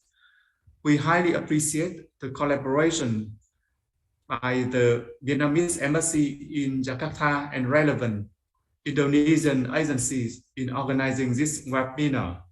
This is an important event that is of great significance, which help policymakers and business communities of the two countries identify new business opportunity in the post-pandemic era. Ladies and gentlemen, Vietnam is currently considered as an emerging market in the Asia-Pacific region with great potential for development. The size of the Vietnamese economy in 2020 is estimated at $343 billion, surpassing Singapore and Malaysia, ranking the fourth in ASEAN. The outbreak of COVID-19 in 2020 has brought about negative impacts on the global economy, while economies in the region and the world have experienced contractions. Vietnam still managed to achieve positive growth rate of 2.9%. It is forecasted that in 2021, Vietnam's economy will grow by 2.5 to 3%. Vietnam total trade with the world in 2020 amounted to $543 billion, ranking 22nd in the world. Vietnam had joined 17 free trade agreements and signed FTAs with 60 economies across the globe. In addition to the positive results achieved in economic and social development, Vietnam's deep integration into the economy and the region in recent years has brought about great opportunities for Vietnam to strengthen cooperation with other nations, including Indonesia.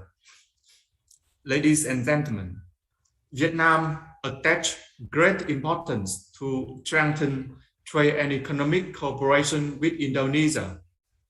In the 2010-2019 period, two-way trade grew by 11.9% annually. On average, the value of trade between the two countries has almost tripled from $3.3 billion in 2010 to $9.1 billion in 2019.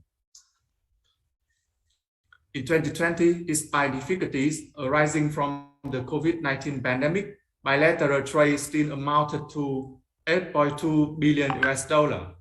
We believe that the two countries will soon reach the target of $10 billion as expected by senior leaders, high-level leaders of the two countries.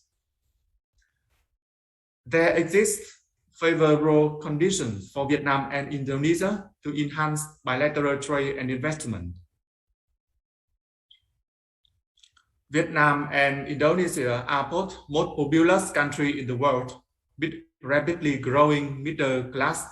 Both Vietnam and Indonesia are potential markets for each other. The geographical proximity between Vietnam and Indonesia enables smooth and convenient movements of people and goods. Vietnam and Indonesia share a well-established cordial relationship as well as comprehensive cooperation mechanisms in various fields, and are both members to several regional and international cooperation frameworks. The two countries enjoy stable socio-political backgrounds and are putting constant efforts into economic institutional reforms and infrastructure development in order to create an attractive business environment and facilitate the operation of enterprises and investors. There is great potential for the two countries to enhance economic and trade cooperation.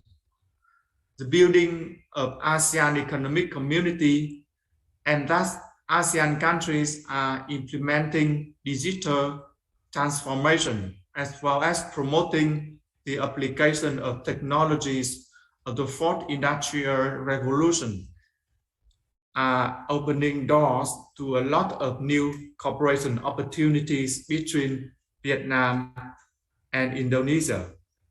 The new formation of regional and global value chains, the shift of FDI capital flows to the region also create opportunity for two countries to enhance their contribution to the regional production network. Indonesia is one of the leading exporters of coal. Given the current surge in the price of coal, Vietnam's demand for coal imports from Indonesia is likely to increase owing to faster and more convenient transportation. Vietnam also has great demand for palm oil from Indonesia to serve the growing domestic food processing industries. As you may know, Vietnam had just benefited greatly from this agreement.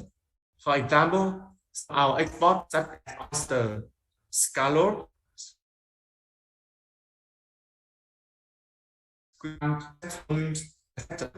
are to enjoy zero import tariff as soon as the Euro-Vietnam Free Trade Agreement comes into effect. I think that we can cooperate to benefit from this agreement together. For instance, Indonesia provides raw seafood products such as prawn and tuna for Vietnam processing in their companies to export to markets that have FTAs with Vietnam. Conversely, Vietnam boasts a stable and high-quality supply of rice for Indonesia, one of the most populous markets in the world. Moreover, the Indonesian middle class is increasing rapidly as Indonesia's income per capita is higher than the world average. This leads to a significant rise in the demand of Indonesian consumers for dairy products. Here in Vietnam, there are several reputable milk and dairy product manufacturers that are not only supplying the domestic markets, but are also exporting to other markets such as China and Russia. I believe that Indonesian businesses can seek suitable Vietnamese partners to provide for the domestic demand in Indonesia, where almost 80% of all dairy products are imported. I would like to refer to the meeting between His Excellency Minister of Industry and Trade of Vietnam and His Excellency Ambassador Denny Abdi on June 22nd this year. During the meeting, Ambassador Denny Abdi emphasized that the two countries needed to cooperate rather than to compete with each other. I strongly share and support Excellency Ambassador's views on this matter. We should collaborate in manufacturing and processing, in science and technologies, and in human resource training.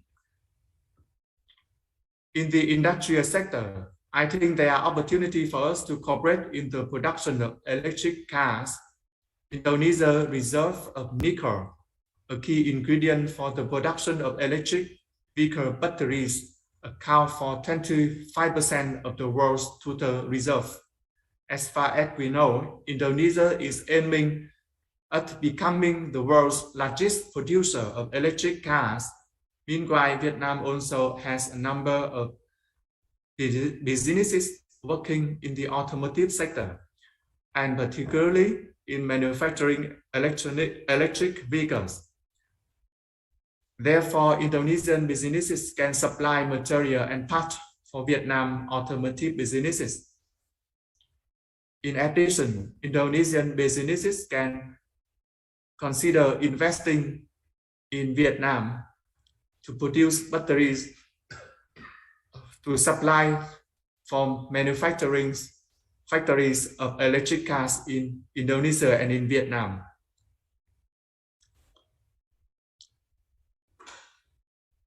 Ladies and gentlemen, although there is great potential to strengthen two-way trade and investment, there remain certain issues that are constraining this cooperation. As for the subjective factors, first, a number of trade restrictive measures have not been removed. Indonesia still applies restrictive measures affecting Vietnam export to Indonesia. Secondly, the exchange of trade and market information has not been effective. This makes it hard for businesses of the two countries to access information resources, resulting in the lack of market information, which in turn causes difficulties for businesses in producing goods that suit the taste of both country consumers. And third, trade and investment promotion activities between the two countries are still insufficient and have not been as effective as expected. In the short term, the COVID-19 pandemic will continue to have negative impacts on the global supply chains in general and foreign trade activity of both countries in particular. In order to overcome such challenges and to further leverage on the emerging opportunities, I would like to make some recommendations. First, the state management agency of the two countries need to continue to improve the legal framework for cooperation activities, reduce trade barriers, and facilitate the importation of material important for both countries, such as coal, palm oil, agro-fishery products. Secondly, we need to organize more trade and investment promotion, as well as business matching activities. Third, Vietnam and Indonesia should strengthen discussion and diverse our cooperation programs in potential areas such as automotive manufacturing, digital economy transformation, IT, e-commerce, seafood processing, etc. Last but not least, as for the businesses, I think to utilize and exploit this opportunity, businesses of both countries need to actively conduct market research as well as to participate actively in business matching events, such as today's webinar. Ladies and gentlemen, Warren Buffett, a famous American businessman, once said, "If you want to go fast, go alone. If you want to go far, go together." This business philosophy does not solely apply to businesses, but can also be applied at the macro level. Broadly speaking, If Vietnam and Indonesia want to quickly become developed countries and to achieve inclusive development goals, the two countries need to cooperate, as Excellency Ambassador stated. Businesses of the two countries should seek cooperation opportunities to improve their competitiveness and utilize each other's advantages. Today's webinar presents a great chance for us to discuss and identify opportunities to promote trade and investment cooperation between Vietnam and Indonesia. These are some remarks I would like to share. I hope all distinguished guests and businesses successful outcome. I wish the webinar great success. Thank you. Thank you, Mr. Nguyen Phúc Nam, Deputy Director General, Department of Asian and African Markets, Ministry of Trade and Tourism, Trade and Industry of Vietnam, for your presentation. Now I would like to welcome Mr. J. Lingeswara, the Commercial Director of Vietjet Air, to speak about air connectivity between Vietnam and Indonesia. Mr. J. Lingeswara, you have the floor. Thank you, Long. A very good afternoon to High Excellency Ong Pham Vinh Quang, Ambassador of Vietnam to Indonesia, High Excellency Bapak Sandiaga Uno, Minister of Tourism, Creative Economy of Indonesia, Bapak Denny Abdi, Indonesian Ambassador to Vietnam, and all respectful guests. I will keep my speech very brief. I know we are quite behind the schedule and it's coming for a lunch hour very soon.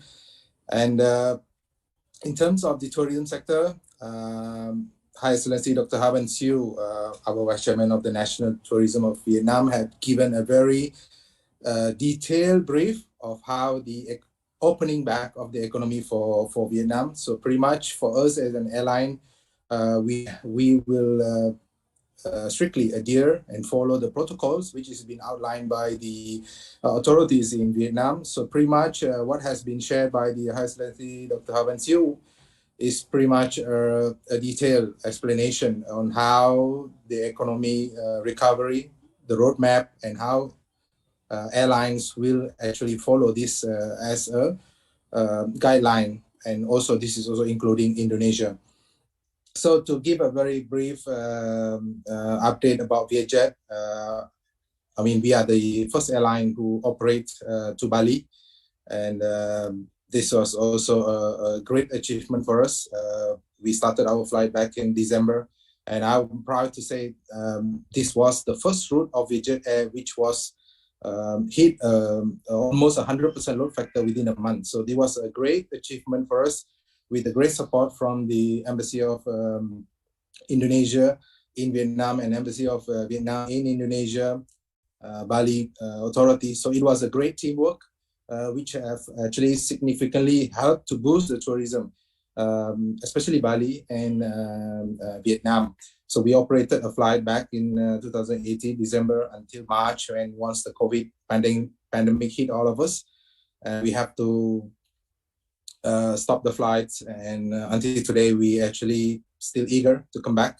And just to share the plan, we have even like a request to have a 3 daily flight, 2 from Saigon and 1 from Hanoi. That was the plan we submitted back in January 2019, but due to COVID we have to hold back this plan. And apart from tourism, we also doing a lot of repatriation missions. We completed a couple of flights to Jakarta. We're going to have soon to Hang Nadim Airport, Batam. So this is again thanks to High Excellency Ong Pham Vinh Quang, Ambassador of Vietnam to Indonesia. Great support from the authorities who continuously giving us a hand for us to keep supporting the tourism, and also at the same part the connectivity between the both countries.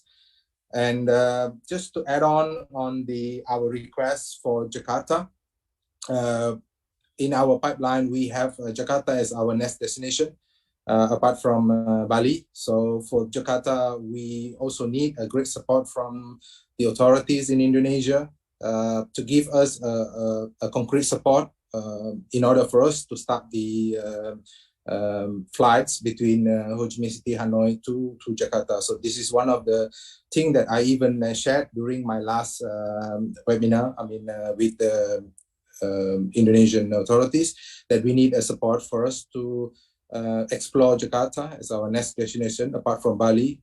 For Bali, we are fully committed. It's not only from Vietnam. We also have a lot of transit passenger, connecting passengers via Vietnam who spend holidays in Vietnam and then continue in Bali. So this is a product that we tailor-made in order to keep stimulating the demand, not just on a point-to-point basis, but this is also to create more connectivity between Vietnam and Indonesia. And apart from the product, just to share on our COVID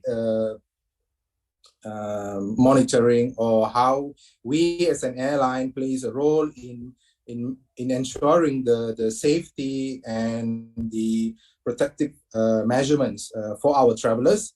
We just have developed our own in-house app, which will cover end-to-end monitoring from the time you book the ticket. So your details will be captured, and then you have to submit all your tests. So this is another effort by us.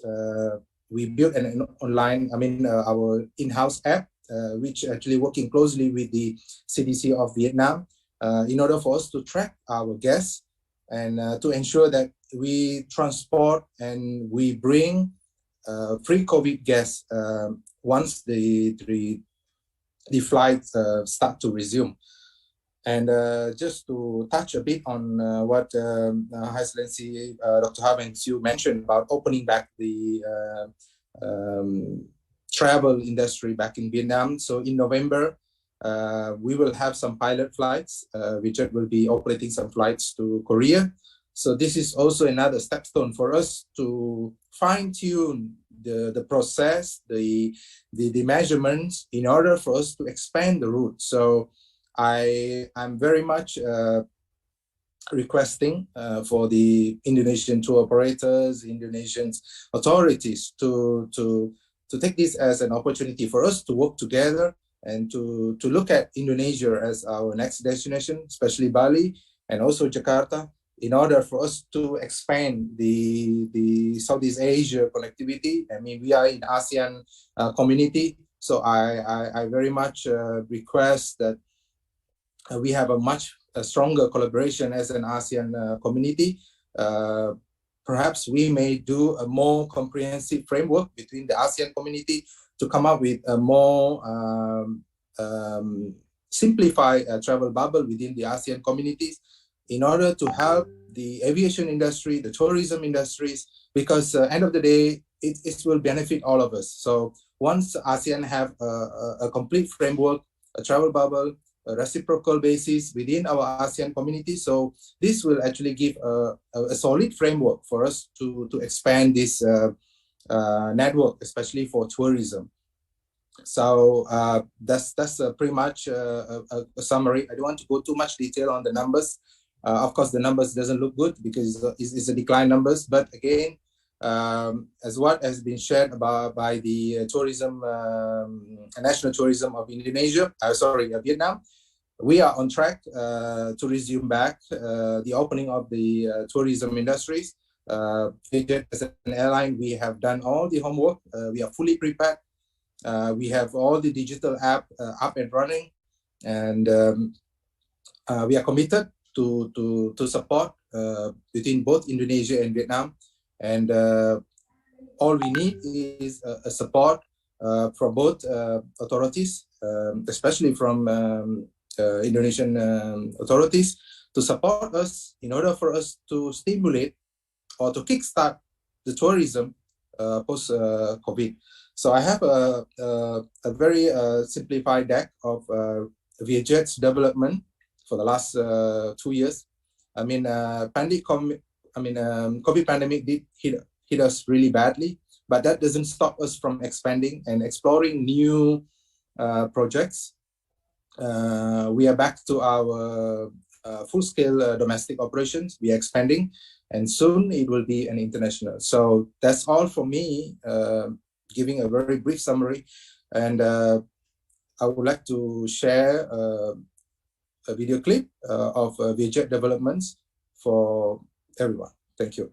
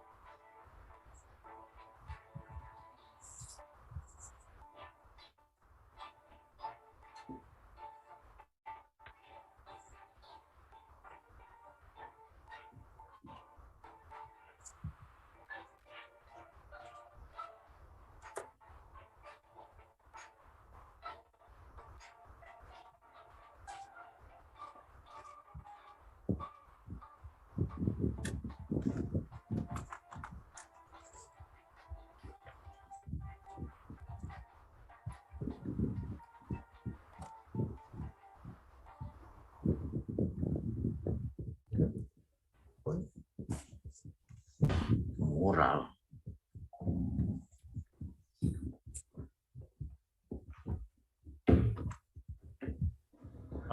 Thank you, Mr. J. Ningaswara, the Commercial Director of Viet Air.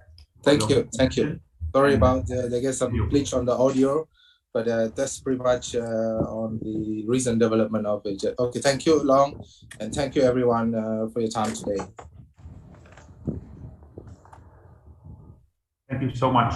Now, I understand that we are a bit late in terms of our schedule. However, I would like to notify our speakers and participants that about 100 participants are still in the meeting, and I'm still getting a lot of questions to our speakers. So I hope that our speakers, the speakers would be a little bit more patient and maybe help our guests, maybe inform some of their questions.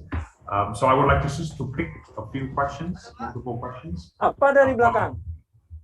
Kayak makanan, Mbak. Makanan yang mana? Nasi kuning. Yang di belakang? Yang di belakang bar. Yang di sini? Sama juga. Tapi makanan lokal. The first question is posed to our representative from the Ministry of Trade and Industry of Vietnam. The question is a very specific question.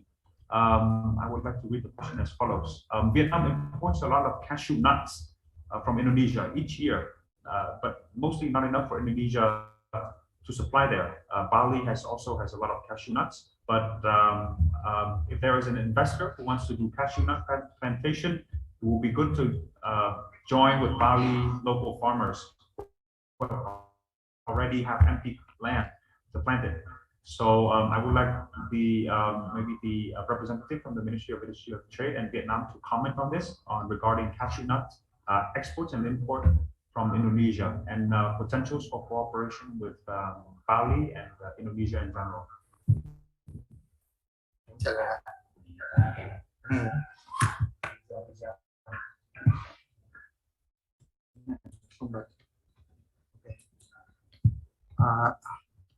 Thank you so much for your question. Okay, so on behalf of the Vietnam Embassy in Jakarta. So I would like to answer this question. You know, so now Vietnam is a biggest exporter of cashew nut in the world. Okay, so Vietnamese cashew nut is exporting to the 90th country in the world, and with our US values for this year is planned to around $3.6 billion US. So now so Vietnam have a big demand for the cashew nuts material, and we import mostly from the African country and many other and some countries in Asia like Cambodia and Indonesia.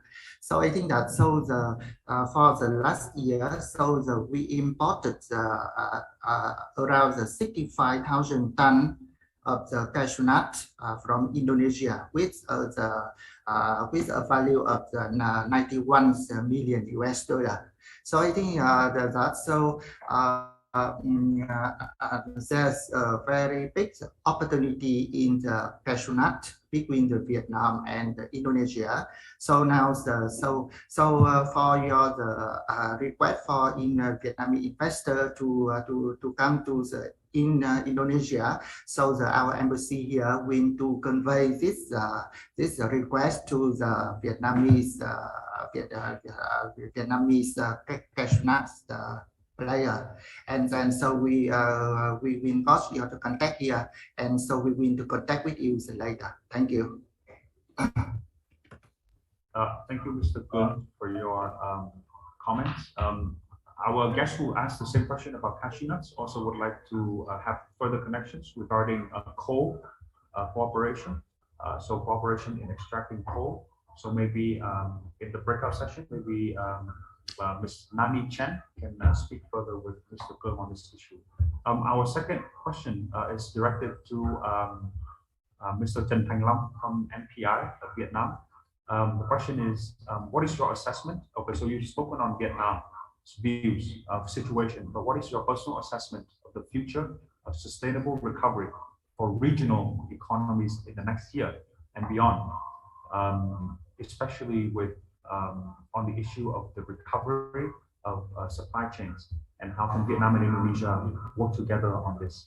And the third and final question is again directed to our ambassadors, Pak Quang, Ambassador Denny, and Pak Budiasa, regarding your general comments on the prospects for cooperation in economics, in tourism between Vietnam and Indonesia.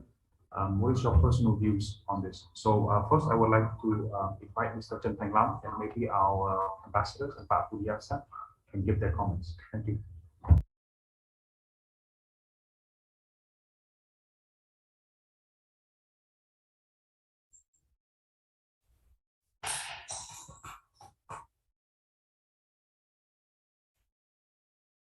Thank you for the question. Can you hear me? Yes, we can hear you, but if possible, can you speak a little bit more louder? Sustainable development in the future, we have a very comprehensive program to recover our economy and also development our economy in the future. In our plan, in our program, we focus on the fast measure to cope with the impact of the COVID-19 impact. That is, we help, we assist, we support the business. We help them to reduce costs to operate. We help them to reduce tax, other costs to production. We also create a friendly or a very good condition for them to access to loan and credit. We also have many measures to help them to cope with the situation. And about the future, in our recovery program, we will focus on support the new model of the economy, for example, the green economy, that is help business firms and factories in Vietnam to produce with less impact on the environment. We also facilitate the so-called digital transformation, the digital economy. That is, we help business in Vietnam to start to digitalize everything that related to their activities. For example, they can manage, they can monitor on the activities of their business. For example, their labels, their products that can be monitored and evaluated automatically using information technology, that is we call digital transformation. We also have many other methods to help to cope with the risk of COVID-19 pandemic and other diseases, the risk from other diseases and other uncertainty in the future. And we also have policy to reduce the risk of carrying out our recovery program. For example, we try to maintain the non-performing debt at a very low level with our tools and policy. We also try to maximize the government revenue by seeking for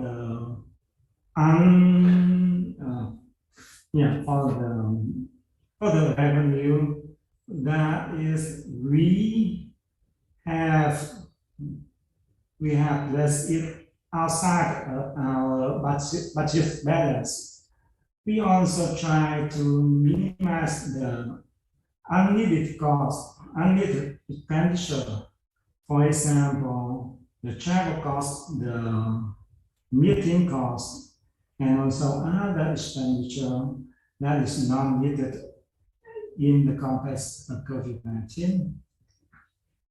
This will help us to mobilize the resources to implement our program.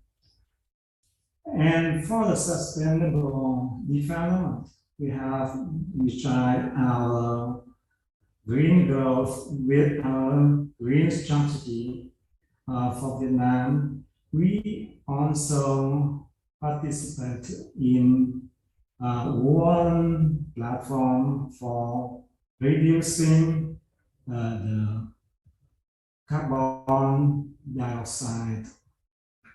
We also have many other tools and policies to help us to be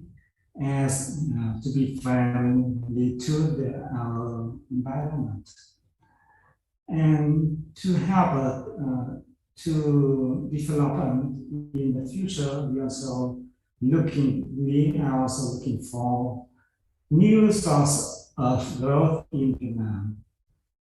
For example, digital transformation is a very good example for this.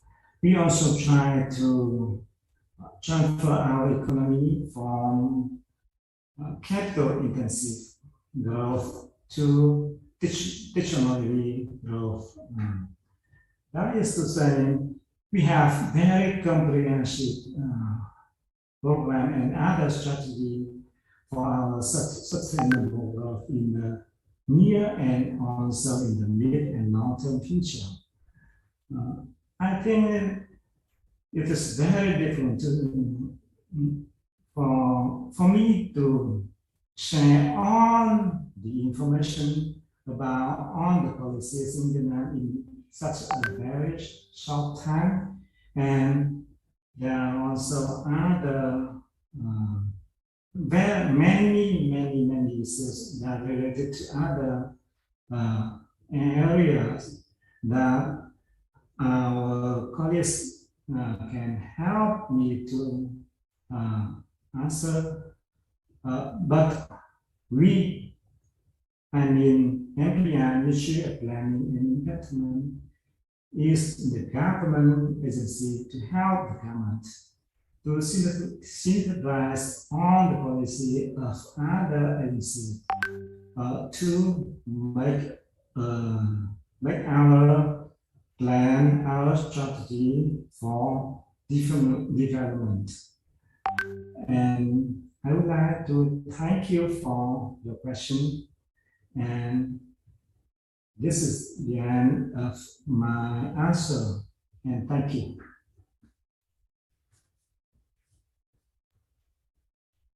Thank you, Mr. Chen Pang Long. I ask Ambassador, maybe Ambassador Denny to start first, and then Ambassador Quang and Pak Budiasa to comment. Okay, thank you, Long. On the prospect of tourism cooperation between Indonesia and Vietnam, I think I may say that I'm very optimistic. The reason of that is because we have all the elements for strong partnership on tourism industry between the two countries. I have three reasons. First, both countries have many tourist destinations, very beautiful places, both in Indonesia and Vietnam. We have a very rich culture. People are friendly too, both in Vietnam and Indonesia. So you see, for foreign tourists, whether they are outside the two countries or between each other, visiting each other is very interesting because of those interested places, people, culture. And also the infrastructure is also ready. I think both governments understand this and develop many infrastructure to support tourist destination in order for people to travel easily within the country. And then secondly is middle income group are growing strong and fast, meaning that the demand in tourism industry will also robust in the future. When you have a more purchasing power, you will also have the need to travel, to visit, to use your money, not just to buy house or vehicle, but also to spend your time for travel and leisure. And the third is connectivity is there. We understand that before the COVID-19 pandemic, we have the direct connection between the two countries. So basically, all the element is there. Now, what we need to do is to overcome the immediate challenges of the COVID-19 in order to provide safe environment for tourists to travel. And how we are going to do that? I can also propose 3 points that we can do to overcome the challenge from the COVID-19. First, to work on the details and technicality on the interoperability of the two systems. Vietnam has their own system for contact tracing. Indonesia, we have also the Peduli Lindungi. Now, how experts from both Indonesia and Vietnam can work together, working on the details, how these two systems can talk to each other and can facilitate people traveling using the both system. This is very technical, but if we can successful in this one, this will boost confidence to the policymaker that this is something that can be done. And then secondly, once the system is adopted and tested, we can start a pilot project. Let's dedicate 1 point in Indonesia and 1 point in Vietnam. Let's make a pilot project and test, with let's say one flight between Vietnam and Indonesia, and then let's see how it goes. And if this is also successful, and then we can evaluate, try to improve the system. And then I think with that a combination of technicalities and policy making, this will create the confidence that we need to restart the tourism industry, but at the same time, we can also ensure the safety and security of the people traveling between the two countries. That's all from me. So I'm quite optimistic in that sense. As long as there is no new variant, we still need to listen to the expert. Thank you. Thank you, Mr. Denny. So may I add in that from today's presentation of our distinguished speakers, so we have learned that both Vietnam and Indonesia, we have chosen to coexist with COVID-19. And we are now preparing for the post-COVID-19 economic recovery. Bali has been opening. Vietnam also will open for foreign tourists probably at the end of this year and beginning of the next year. From the presentation of Mr. Pham, you also know that Vietnam, we are now has prepared plan for receiving foreign tourists back together. So I think this is the right time now for business and the investor of both Vietnam and Indonesia to take advantage of these opportunities to make more investment and to do more proactively increase trade and tourism into Vietnam. Concerning the question about Viet Air, about the assistance of our government, so as you see that both Vietnam and Indonesia, we have prepared framework and assist the business to do more in Vietnam and in Indonesia. So we, myself, Bapak Budiastra, and also Ambassador Denny, we ourselves assist Viet Air to open 3 direct flights during the last year. And concerning your plan to have more direct flight to Jakarta, also other Indonesian airlines said before, and also during my meeting with the governor of Bali, we are also working to include Vietnam on the list of the countries to have presence and also to join the 19 countries list in opening schemes in Bali. So this is what we are preparing to do. And also the other question from the Indonesian businessman about whether to have a cooperation in agriculture and the possibilities of the Vietnamese investors to do invest in agriculture in Bali. So I think it would be a good idea.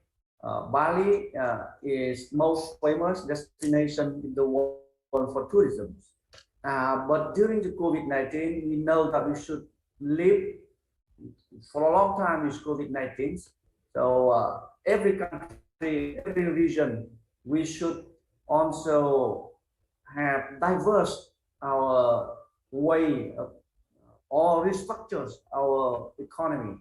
So the way focusing to agriculture in Bali, I think is also a good way, and also other areas like creative economy for Bali is only good. In this way, I think the business people of Vietnam also very much interested, and we would be join your effort in this coexistence with COVID-19.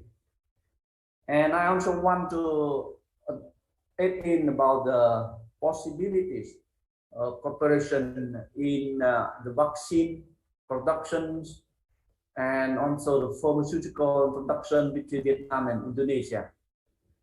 I think producing vaccine domestically is very important for us to have independence in the way to prevent disease. And because we have to live for a long time with COVID-19, in Vietnam, we have now 4 vaccine companies developing their vaccine, and several of them on first stage. But you know that vaccine production is very expensive and high risk industry. So the way the government agency should do is to put more investment, financial assistance to the vaccine companies, and also asking and working together with other private sectors to have more investment in this area. So I think this is a way we can work together between Vietnam and Indonesia. I thank you.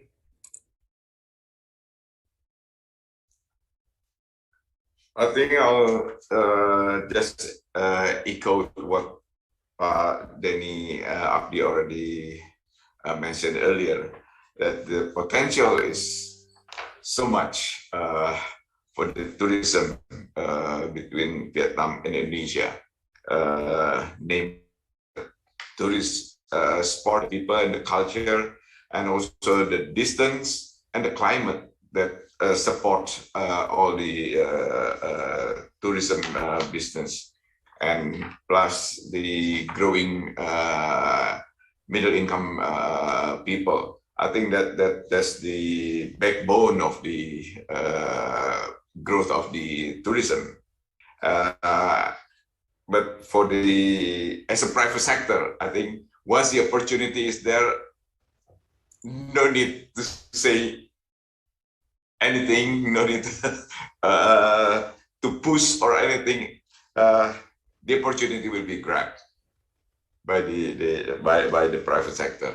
So once the environment, the conducive environment already given and open up after overcoming this pandemic, I'm sure the growth of the tourism will be exponentially grow.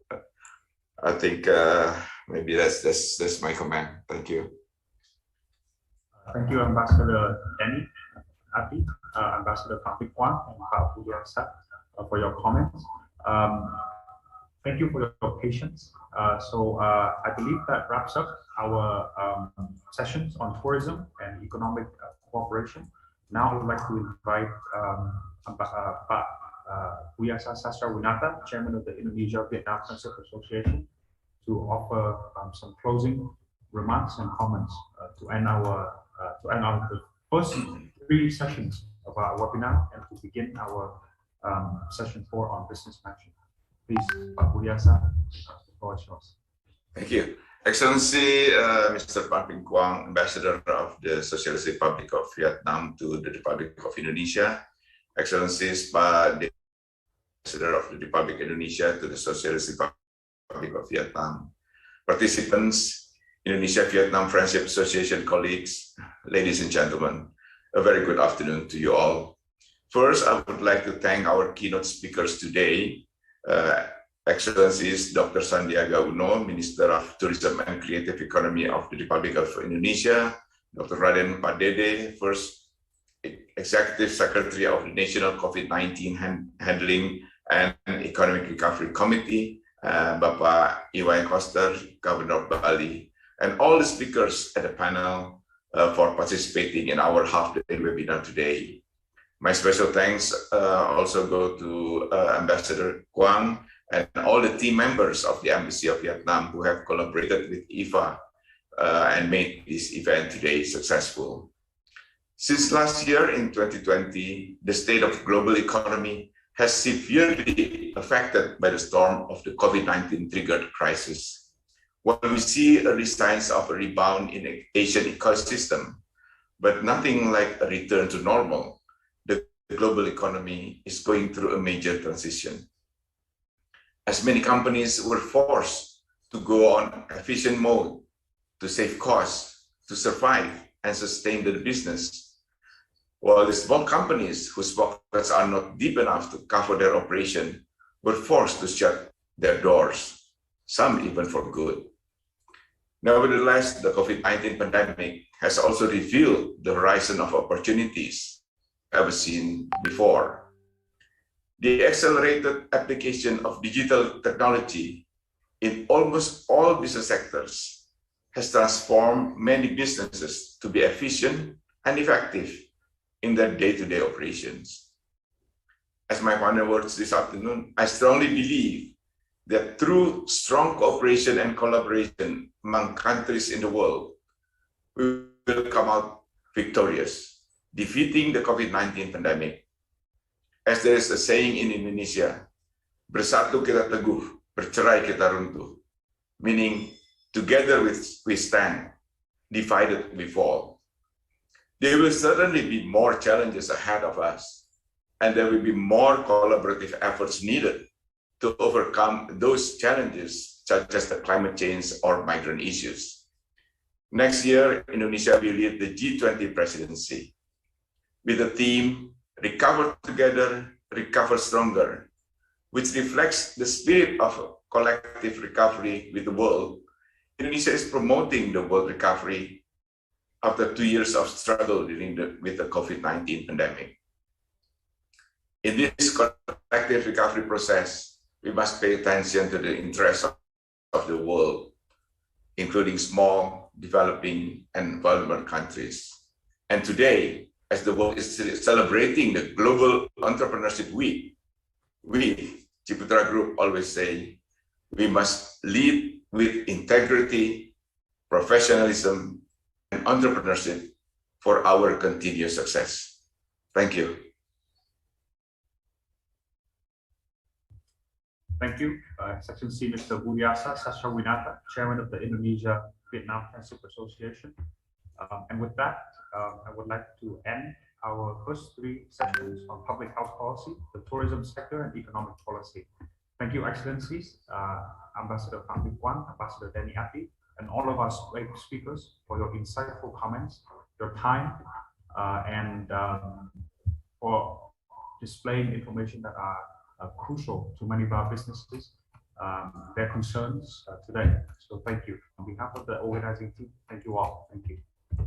Thank you. Thank you. Congratulations, Pak Budiarsa, Pak Quang. Thank you, Pak Denny.